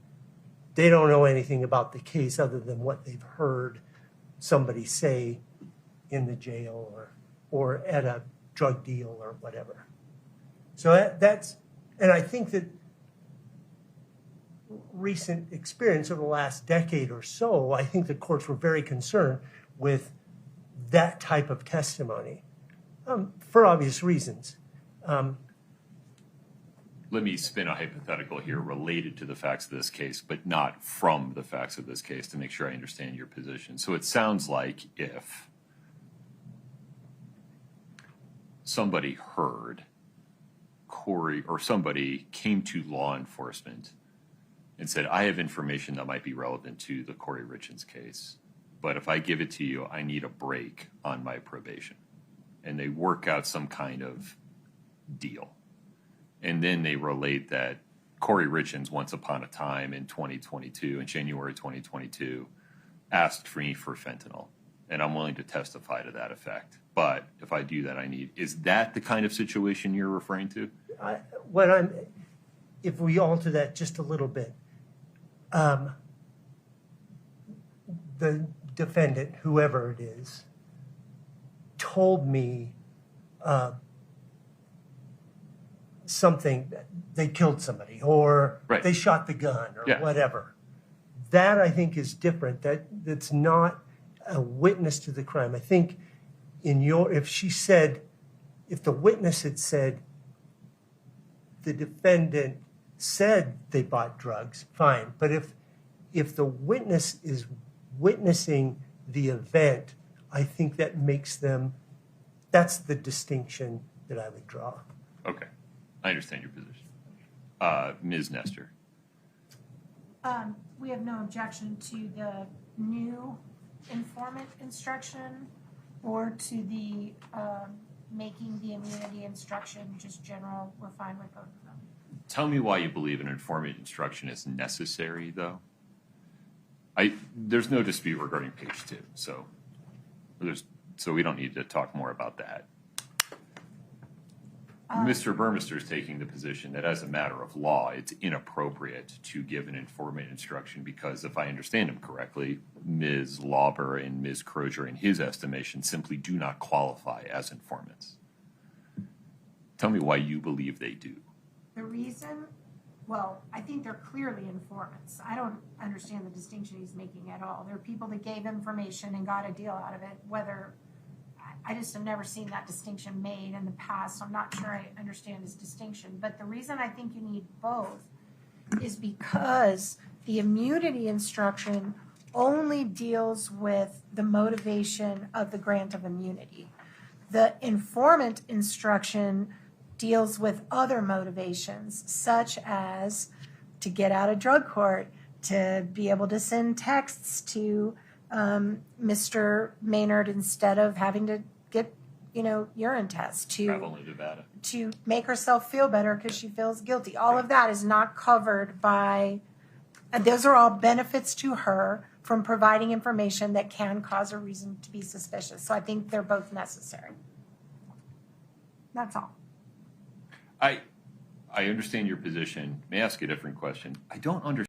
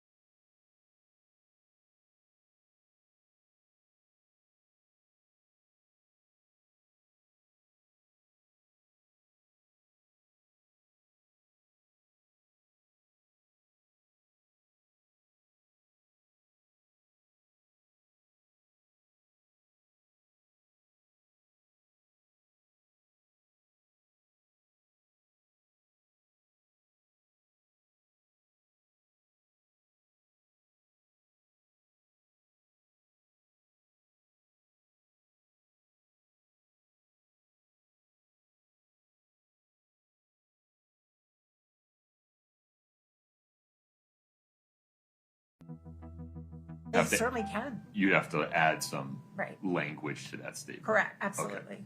All right. Absolutely. Anything further, Ms. Nestor? No, sir. Okay. All right. Counsel, with the benefit of your argument and having had time to consider it during the break, the court finds that based upon its consideration of the evidence that has come in this case, specifically regarding people like Carmen Lauber and Robert Crozier, that it is appropriate to give the proposed instruction entitled Informant that comes from the 10th Circuit pattern jury instructions that is indicated on page 1. In addition to the pattern jury instruction from the 10th Circuit titled Immunity, which is on page 2 here, based on that ruling, the court will not be giving any version of Model Utah Jury Instruction CR 415. Mr. Burmester, any further record there? No, Your Honor. Okay.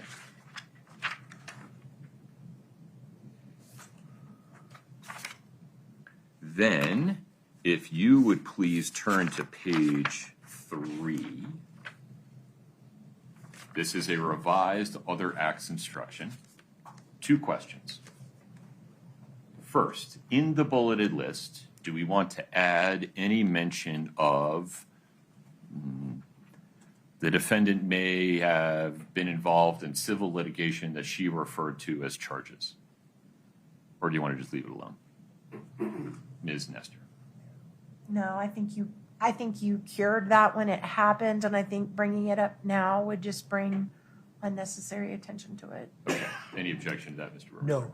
All right. And then, Mr. Burmester, if you look at the 3rd paragraph, I've added some, though not all, of the alternative purposes from Rule 404B. I've added the ones that I think have at least minimal factual foundation in this evidentiary record. Any objections, sir? No, that was our request. Okay. Ms. Nestor, any further record there? No, Your Honor. Okay. Very good. Okay, turn to page 4. This is the aggravated murder instruction. I collapsed. Oh, I got to change the numbering. I'm sorry. This is why we go through these things together. All right. Bear with me for a moment. The elements are 1, Kouri Richins. 2, intentionally or knowingly cause the death of Eric Richins. I collapsed that for a reason you'll see in a moment when we get to the attempted instruction. Okay. 3, under one or more of the following circumstances. And then in the second to last paragraph, instead of element 4, it'll say element 3. Any objection, Mr. Burmester? No, Your Honor. Ms. Nestor? Nothing additional, Your Honor. Okay. Then if you turn the page, I needed to put the modifier attempted to before intentionally or knowingly cause the death of Eric Richins to make it clear, Ms. Nestor, that you don't have to intentionally or knowingly attempt. You have to attempt to cause. Yes, Okay. I believe that's right. And so that's why we switched those around. That's better. Any objection, Mr. Burmester? No, Your Honor. Okay. There's italics on the last couple paragraphs. Is that for a purpose or? It was supposed to be beyond. No, that is something I just need to edit to match the original. I know what you're going to say. It's going to say circumstance or circumstance is on page 5. Also, I just caught by looking at that on page 4, the one before, it should say listed in element 3. Correct. I made that Did you catch that? interlineation. I did. Okay, perfect. Thank you. Yep. All right. If you would turn to page 6. Okay. Elements of insurance fraud, count 3. Ms. Nestor, I understand defendant's argument. Based upon the plain language of the statute under which count 3 is charged, I think elements 1, 2, 3, and 4 are correct as a matter of law as applied to the evidentiary record in this case. defendant's request for additional elements language is respectfully denied. Any further record there? No. But I think it is important to instruct the jury explicitly about what act the state alleges or believes Kouri Richins performed or committed to commit this crime. This is a starting point, a proposal. I'm not the state's lawyer. I just put something in there to get the conversation started.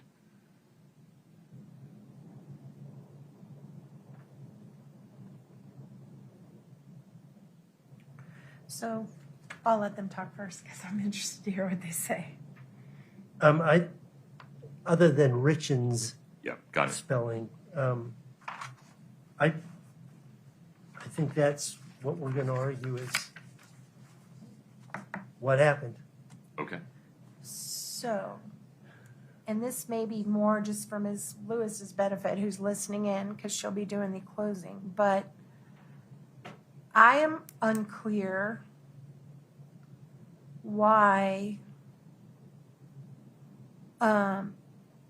submitting the application or making the claim or receiving the money is fraudulent.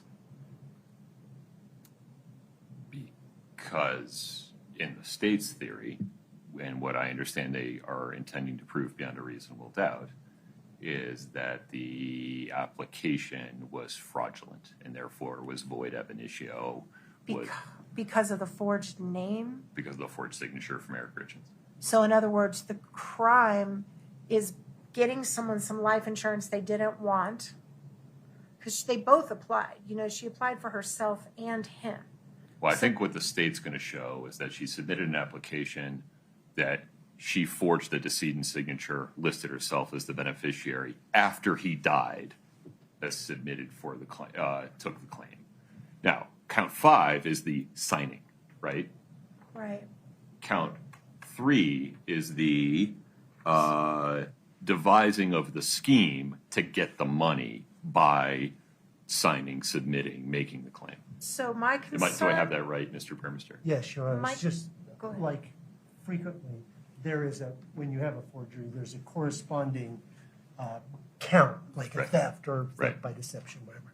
So the only issue I have, I have some issues with that, but the testimony of the True Stage lady, I'm so sorry I cannot remember her name. I don't mean to be disrespectful. I just cannot remember her name at the moment. Maybe Coates.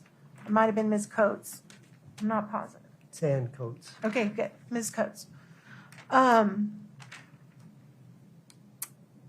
Was that they did not ever investigate or follow up. When they would get an application, they didn't call the person and say, is this your signature? Is this okay with you?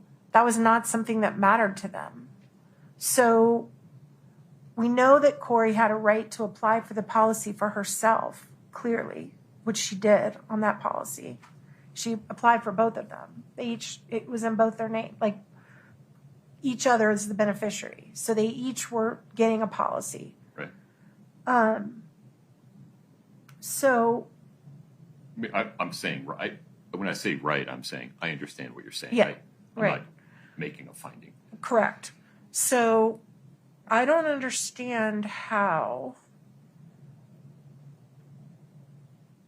if the claim on the death is based on a death that actually happened and it's a policy they agreed to approve.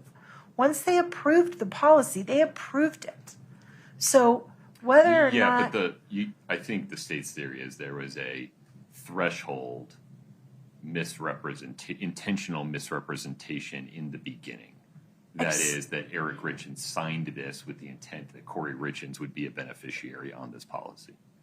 And the state's theory is that simply just never happened. you can purchase insurance and put yourself as a beneficiary on behalf of someone. Like I could right now get life insurance on my husband where I'm the beneficiary. Yeah, but you And can't that's- forge his signature on it. Well, if she had authority to if she had authority to sign his signature, But that's a big if. That's in factual dispute in this case. We're just talking about legal elements here.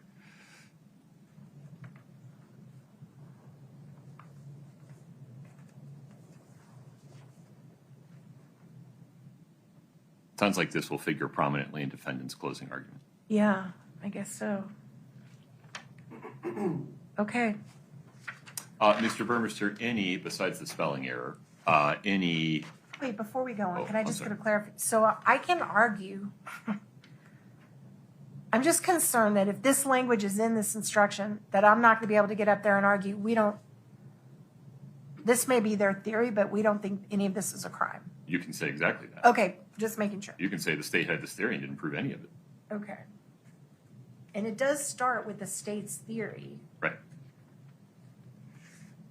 I just feel like you're telling them in an instruction that that's a crime. That's what's bothering me, right? It's like it sounds like the judge is telling them this is a crime. No, well, I think this is, in my mind, and you tell me if there's a more artful way to do it in your Right. view. There are times in sexual assault cases, for example, where multiple touchings happen of different body parts, and you've got to be real specific in the counts. The state's theory regarding count 2 is touching of this body part on this day. State's theory regarding count 3 is touching of this body part on that day to prevent any ambiguity regarding unanimity. Here, we're doing it for a different purpose, but we're providing specificity regarding the state's theory so that it's clear the state is asserting that she did something other than think. Well, can we put what our theory is? I mean, I just don't But you don't have any burden. know, but we are entitled to theory of defense instructions. I mean, if you're going to put their theory in, I just think adding that part in the bottom is problematic for a lot of reasons. I think just like with all the other instructions, they can stand up and say what they think meets these 4 elements any way they want. But if it comes from you, it's like you're saying this is sufficient. I can take it out if you want. That's what I would like. Okay. Okay, perfect. Mr. Burmester, any objection? No? Okay. I imagine they're going to hear the same thing or something similar in closing, so we'll end up in the same place. Except now we're back in the position where they could convict her for just thought. Well, we were probably in that position by virtue of the Utah legislature when we walked in here today, so Right. I don't know that we're going to fix that in this case. I mean, there's evidence that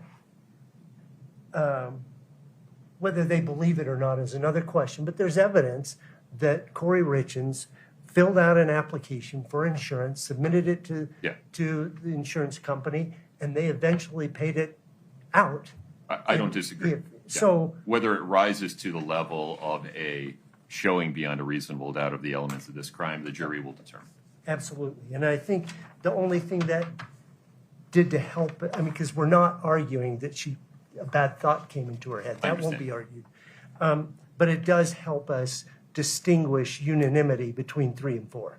What? That's the Well, one. advantage. I think also the dates. The do dates that are for you. different. Yeah. Absolutely. But what if we did this? Yeah. Just to create an actus reus, because I don't think one exists in this instruction. What if it says intentionally, knowingly, or recklessly devised and enacted a scheme or artifice? You got to talk to Mr. Burmester about that. I can't unilaterally add an element that doesn't exist in the statute. Oh, I see what you're saying.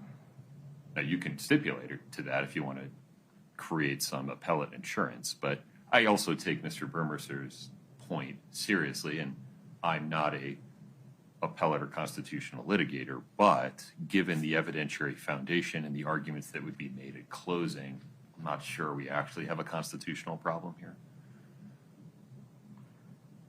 Okay, well, I guess I would just have a general objection that there's no actus reus in this instruction, but I think the bottom paragraph adds more problems than it creates, and I would ask that that be stricken, but I understand, I guess what he's saying is, don't worry, I'm gonna argue it correctly, even though it's not written correctly on this instruction. Or I Yeah. think what he's saying is, even if the statute is somehow Defective, defective for not having an actus reus defined, right, the evidentiary foundation and the state's closing argument will make it clear Will cure that it. they are alleging that there were multiple acts committed here. Okay. Is that fairly stated, Mr. Yes. We are definitely not making the argument that somehow the instruction is improper Right. or Yeah. unlawful. Okay. Okay. And then, anything else on count 3, Ms. Nestor? No, sir. Mr. Burmester? No. All right. And then count 5 is just the skinny down version of element 4. Did we skip? Because on count 4, I we didn't were, make any changes. you left it the same. Got it. There were no objections to count 4. Wait, I thought count 4 was the one. Did I miss some? I apologize. Yeah. Let me take a look. Let me check. I don't have any handwriting on count 4. Just a moment. Okay, let's see. There's 1. Just a sec. 2. Mine is clean as well. 1 and 2. Just a moment, Your Honor. I'm so sorry.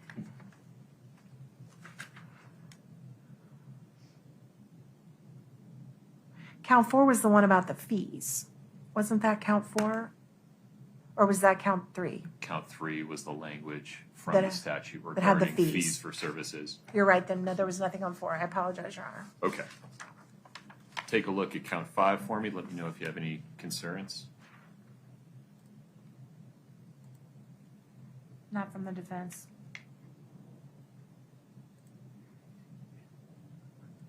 Yep, no objections. Okay, great. All right. I think that only, oh no, here, before we get to spoliation, Ms. Nestor, my apologies. Any, did I hand out the special verdict forms? Did I bring them with me? Then did you, the all amended ones? I don't think we have amended ones. My apologies. I'll be right back. No worries.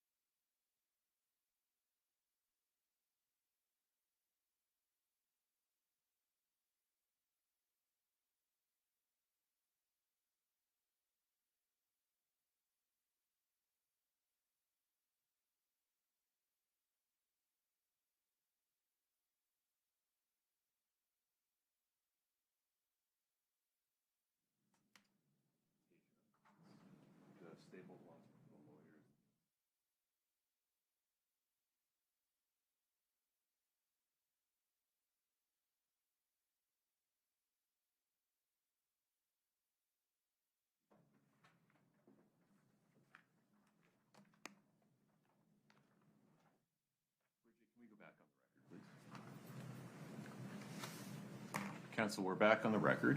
I've just handed you a revised version of the verdict form. If you would just read through it and make sure I didn't miss anything.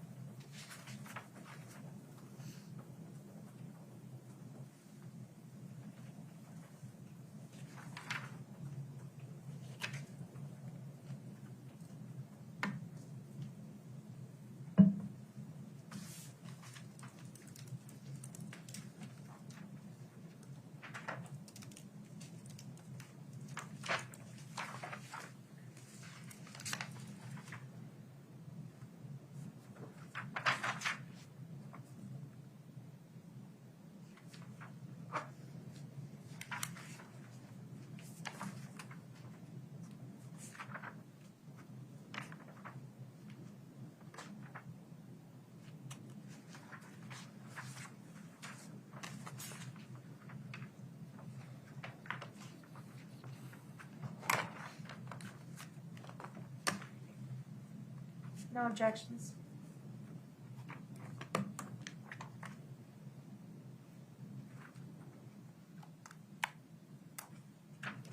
No objections. Very good. Okay. Ms. Nestor, I have a list of practical things I need to talk about, but did you want to talk any more about spoliation sitting here today? Yes. Go ahead. Thank you. Your Honor, may I remain seated? Yes. Thank you. So the court has heard in the trial that the night or the early morning that Eric Richins was discovered deceased in the bed, there was a long expired pill bottle directly next to him on the nightstand. The picture of the pill bottle has been introduced as evidence. I believe it's 1-8. I'm not 1,000% positive of that, but I think that's what the exhibit number is. If you look at the picture, you can see there is detritus or whatever the word is, residue. I'll use an easier word. Dust. Residue, dust at the bottom of the pill bottle. There was video or pictures that came into evidence of one of the first responders, Mr. Cernich, taking the pill bottle off the nightstand, and then there was subsequently a photograph that was taken, I think it was by Officer Pimentel, but I'm not 1,000% sure about that either, but one of the officers with gloves on holding the pill bottle took a photograph of it.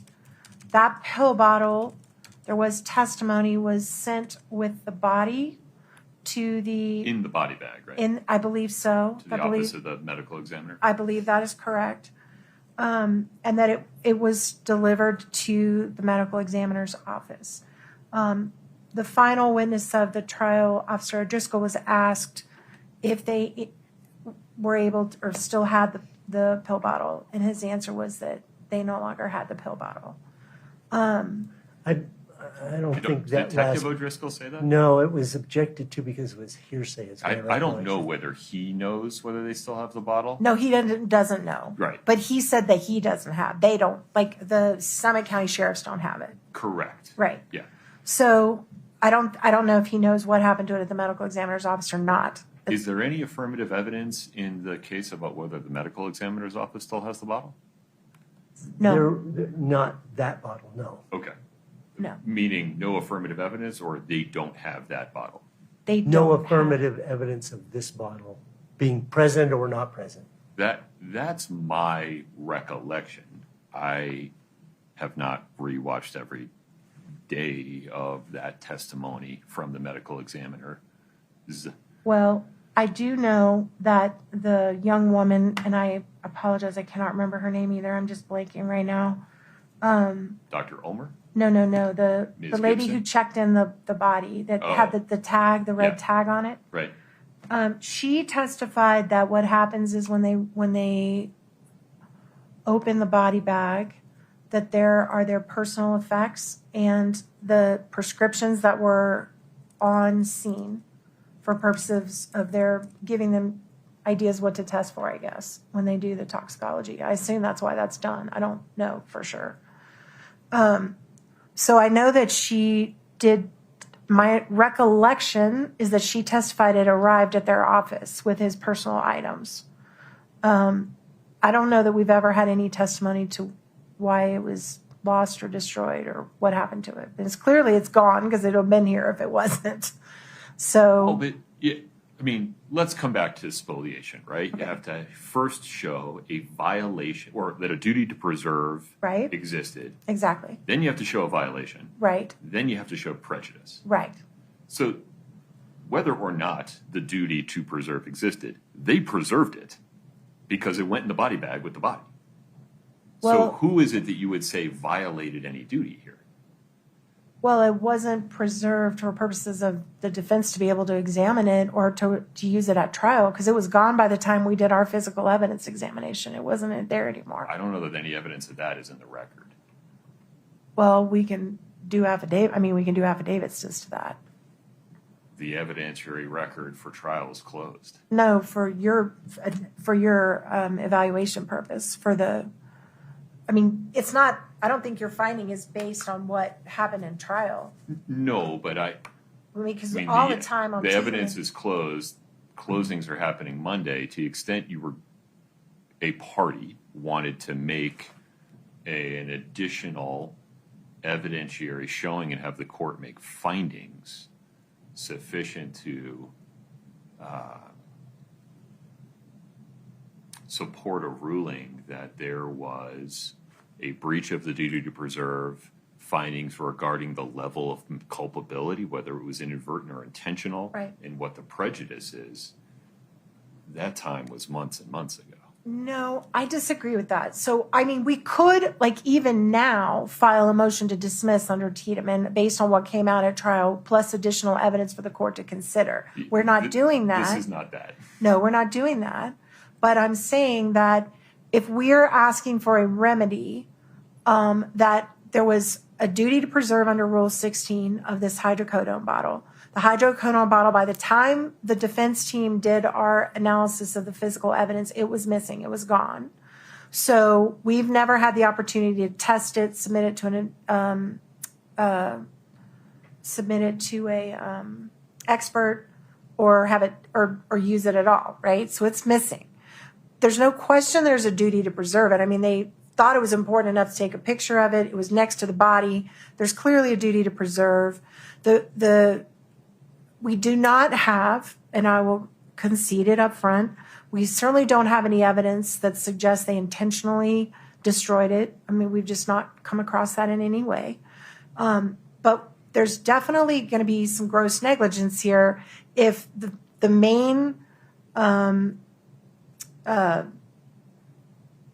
container of potentially illicit drugs, of someone who was found dead of illicit drugs, is lost and made not able for us to recover under Rule 16. You're putting a lot of freight on Maine. There were other bottles recovered in the house, but Not, keep going. not right next to the body, there weren't. And, there was an unknown dust on the nightstand right where the pill bottle was. Could have been part of that. If it was crushed or if it was snorted or whatever it was, I don't know. So the court has a lot of remedy in how to handle that, right? One option is a Tiedemann motion to dismiss. We did not do that. The other option is to say, hey, we would like an instruction to the jury that there was a duty to preserve this evidence. It was not preserved, and because of that, you should assume that it would have been helpful to the defendant. That's the adverse inference instruction under Cronish versus U.S. So, we're simply asking the court to give us a remedy for the fact that something that was required to be given to us under Rule 16 never was. Well, but hold on. Yeah. You don't have any evidence that the medical examiner's office kept it long enough for the investigators to get custody of it. It may have been destroyed pursuant to normal destruction protocols of the ME's office, along with the body. Yeah. They don't keep everything forever. I need more here. Right. I understand that this is a good faith argument, but spoliation requires findings and it is a multi-factor analysis, and I can't skip steps. Right. In order to make a ruling as to whether an adverse inference instruction is even appropriate, I got to get through duty and breach and Right. prejudice. Right. And we don't have that evidentiary showing. Well, we definitely have duty. We definitely have that it's material. I think the only thing that's in question is the breach, right? Like to what level of culpability was the breach? And Or was it breached at all? I mean, Right. there are things such as rule-based preservation schedules Sure, that sure. absent, for example, your client certainly knew that the body was taken, right? She had an opportunity to ask, what else do you have? Are there any personal effects? What are you going to do with the personal effects? Now, I'm not casting any aspersions. I'm Right. just saying there are other facts that I'd have to consider. Right. No, I agree. I don't disagree with anything you're saying. It puts us in a position where we might have to have, And to be clear, you are not limited from making the arguments you just made to me right. to the jury. Oh, we will. Where's the bottle? Right. No, we'll definitely do that. But what I want is the inference that you got to assume it helped us. That is, I sit here today, Yeah. I don't have a sufficient showing to make the findings that would be necessary to give that kind of instruction under my understanding of the law regarding spoliation. Okay. If we're able to obtain that for you prior to Monday, can we submit that in writing? I'm certainly not going to be closed-minded. Okay. Thank you, Your Honor. Understood. I'm not making any predictions one way or the other. Okay. Mr. Burmester, anything else on the record today? Yes, I just wanted to add a requirement that there be a showing of reasonable probability the lost evidence would have been exculpatory. Right. I don't know why fentanyl would have to be stored in another opioid package. I mean, the testimony was that it came in envelopes, for example. So I would just add that to the argument. I understand. That is among the reasons I am proceeding with appropriate caution here, given the findings that the court would need to make in any spoliation situation, alleged spoliation situation. Right. Ms. Nestel, you've, by proximity, asserted yourself a little bit. Maybe, do you want to talk to Fred for a minute? And I don't know that you have standing to weigh in, but After you've resolved all of this, I just Oh. had a request. no problem. I'm happy to hear you out in just a second. Okay. Anything further on that issue, Ms. Nestor? No, Your Honor. Mr. Burmester? No, Your Honor. Okay. All right. Counsel, on my list, any objection to exchanging slide decks related to your closing arguments by sometime on Sunday afternoon or evening? We actually talked to Mr. Bloodworth about this already, and both sides decided we didn't want to exchange them. Okay. So Fine. we're good. Is that your understanding, Mr. Burmester? I have no understanding of that. Okay. I'm going to take you at your word on that, Yeah. Ms. Nestor. All right. I'll confirm it again and make sure he hasn't changed his mind. But if he does, what is the time you want us to? Whatever you all agree to. okay. I just, We'll do it. I'm inclined to order it if you folks want it. But if you've agreed to Yeah, proceed in a different fashion, that's fine. We kind of had a conversation about it when we called on 4:00 yesterday, and I mean, opening is different because opening, nothing's come into evidence yet, and both sides are very concerned about what's showed to a jury before anything's come in, and we were all very concerned about swapping. We fleshed that out about closing, and we all just are taking the position, we know what's in now, you can put what's in, and if you want to use some creative little thing that is just for, Demonstrative purposes. demonstrative purposes, the other side's not going to be able to object to that anyway, so Understood. we're fine. Okay. With respect to exhibits, defense exhibits, Brittany has a handle on. She thinks she has all of them. Great. The state's exhibits, she's going to need to interact with the state's team to make sure she gets a bunch. And because the number of state's exhibit is so much larger and they're of varying kinds, there may be some back and forth about that while you're all doing I'm reading instructions and closing Sure. arguments. And so if Mr. Burmester, if you can just make sure the state's, whoever's in charge of that for the Ms. state is Steele present. was here trying to talk to back there. So Brittany's not here this afternoon, but if you can keep your eyes on your email and be present on Monday morning, she'll need your help. What I can wait till Monday. If you want me to leave it on her desk for her, I'm happy to do it. Okay. Also, we've been trying really hard to keep track of what we believe has been admitted, just to have a backup. Right. Backup. So if we could just, before the exhibits go back, Yes. give us a few minutes to make sure we're all in agreement that that's what should go back. And we have a list, we're ready to go. It shouldn't take long, but I would ask the chance to review it before it goes back.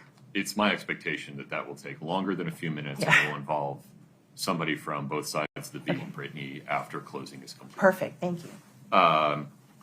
Some of the exhibits are audiovisual files. They are. They need to be on a single thumb drive if possible, or as few thumb drives as possible. The court has an air-gapped laptop that the jury can use to view them. We'll just want to make sure that it works. And we're fine, Ms. Steele, if you want to provide to us on box what the video ones are, so you don't have to do a thumb drive, that's fine. Just let us know what you put it on box, okay? I think they need the thumb drive for. The jury does. The not jury, defense but I don't want you to waste money on us. You can just put it on box. counsel.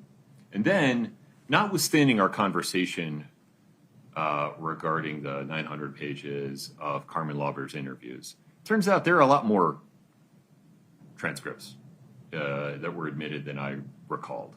Several that are companions to the audiovisual files. As I understand it, there's no objection to those going back to the jury, correct? Because they're not in court testimony. They were admitted as exhibits. They're going back, correct, Mr. Burmester? Yes. I believe so, but I will check with that. I mean, we were, there weren't too many transcripts. Most of them were redacted transcripts that we had all agreed on, like the. Understood. They're all portions. Right, For okay, example, good. I was like, just there getting were some panicky. several recorded phone calls. Right. All of them have Right. a companion transcript. We did agree to those. Okay. The parties did, but I'm panicking if there was accidentally Oh. some big transcript that slid back past us that we didn't see. I don't think so. Brittany Okay. just wanted to confirm, Okay. based upon the conversation we had on the record, where I expressed some concern about a particularly lengthy or complete transcript getting undue influence. Right. She just wanted to make sure that she Right. understood the state of affairs. No, I If think it's been admitted as an exhibit, it goes to back. the jury. Right. Yeah. I agree. Okay. All right. Anything else today, Mr. Burmester? No. Ms. Nestor? I assume, since we're doing so good and we're so far ahead of schedule, that you're not putting a timer on our closings? No. Okay. Not putting a timer on the jury either. Okay. All right. I'm going to have to do some breathing exercises before I dismiss the alternates, but it'll be all right. I know. It's pretty amazing. We haven't lost a juror in They a are a 3-week hardy trial. group. And I'll make clear to them that they're not released. Yeah. They're just, they need to abide by all the rules in case somebody falls ill, suffers a tragedy during deliberations. Right. All right. I appreciate your time and effort this morning, Ms. Afternoon, Ms. Nestel. Sure. Happy to listen. As you know, I represent the victims in this case who are here today. They've been here every day filling the row. We have a special request for Monday. I don't know if it'll deviate from the court's decorum order, but if it does, we think it warrants a special decision or order from the court.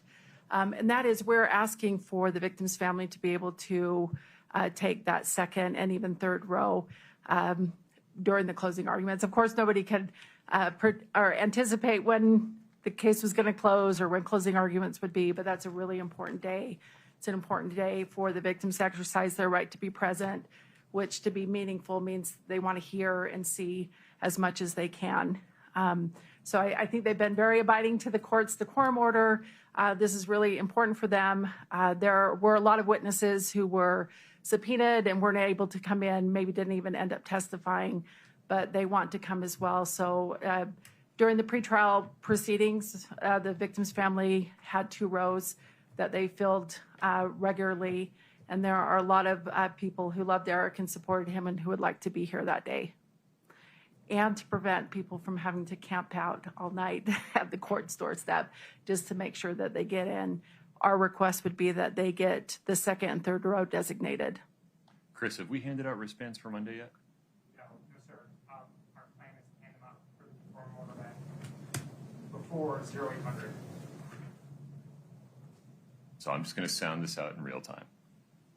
What I can't do is change the rules regarding odd and even midstream based upon genuine empathy for one side or the other. But I can steal some rows back from people that do not have a familiar connection to the case. And so, Chris, it sounds like I could say rows 2 and 3 are going to be for whoever would have gotten row 2 in on whatever odd or even day Monday is, and rows 4 and 5 can be for whomever was going to get it on that day. So I can double the amount of space. I just can't switch the order.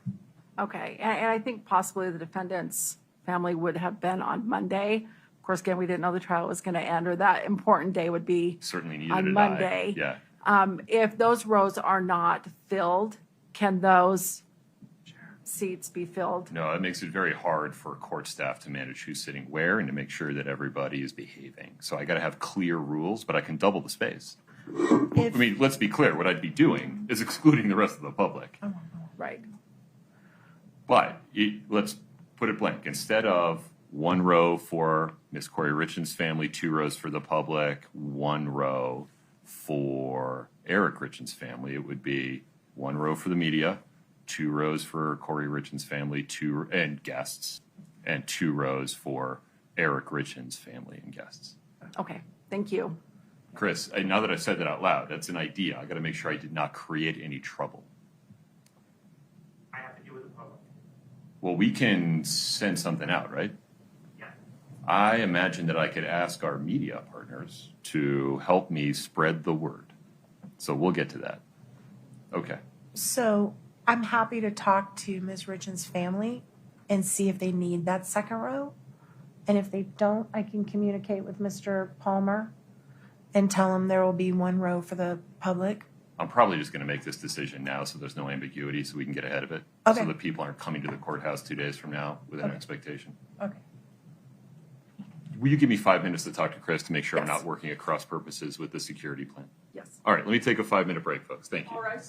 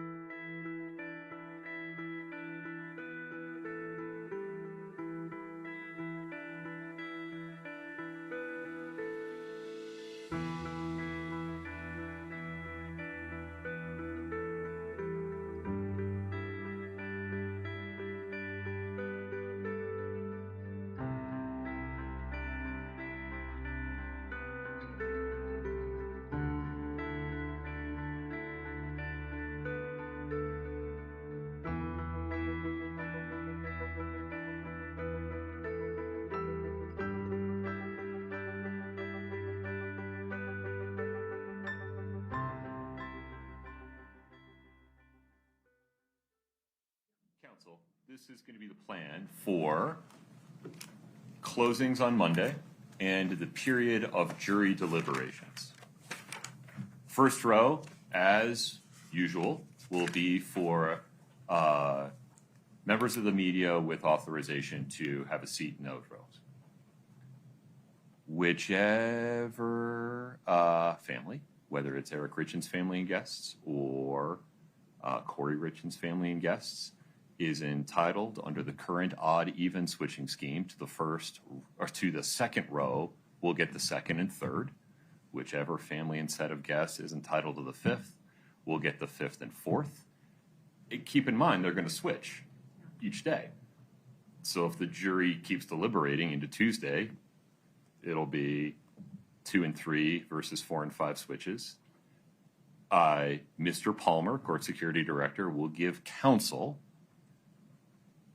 defendant's counsel for defendant's family and guests, state's counsel for, unless you want to be the point person, Ms. Nestel, it's up to you. I can do that just to take the burden off of them. All right. Yeah. Ms. Nestel, on behalf of Eric Richins' family and guests, is going to give you 24 wristbands. And it's up to you who gets them. That'll be per day. Thank you. Okay? Means you got to be here, somebody from your team and somebody, Ms. Nestel, you got to be here no later than 8 a.m. each day. Yeah. All right? I'll do it. Very good. We're all going to buy Chris Palmer chocolates and flowers because he's going to take some flack about this. I will issue an amended decorum order to make it clear this is the way we're doing things. It's the fair way to do it. To the extent you can include this in your reporting about what's coming on Monday, I'd appreciate it, just so people aren't showing up unnecessarily. Okay. All right. Anything else, Ms. Nestel? No. Ms. Nestor? No, Your Honor. Mr. Burmester? No, Your Honor. Folks, I appreciate your patience. Please travel safe. Ms. Richins, I'll see you Monday morning. Take care. Court's in recess. Thank you. Grace, I think you wanted to...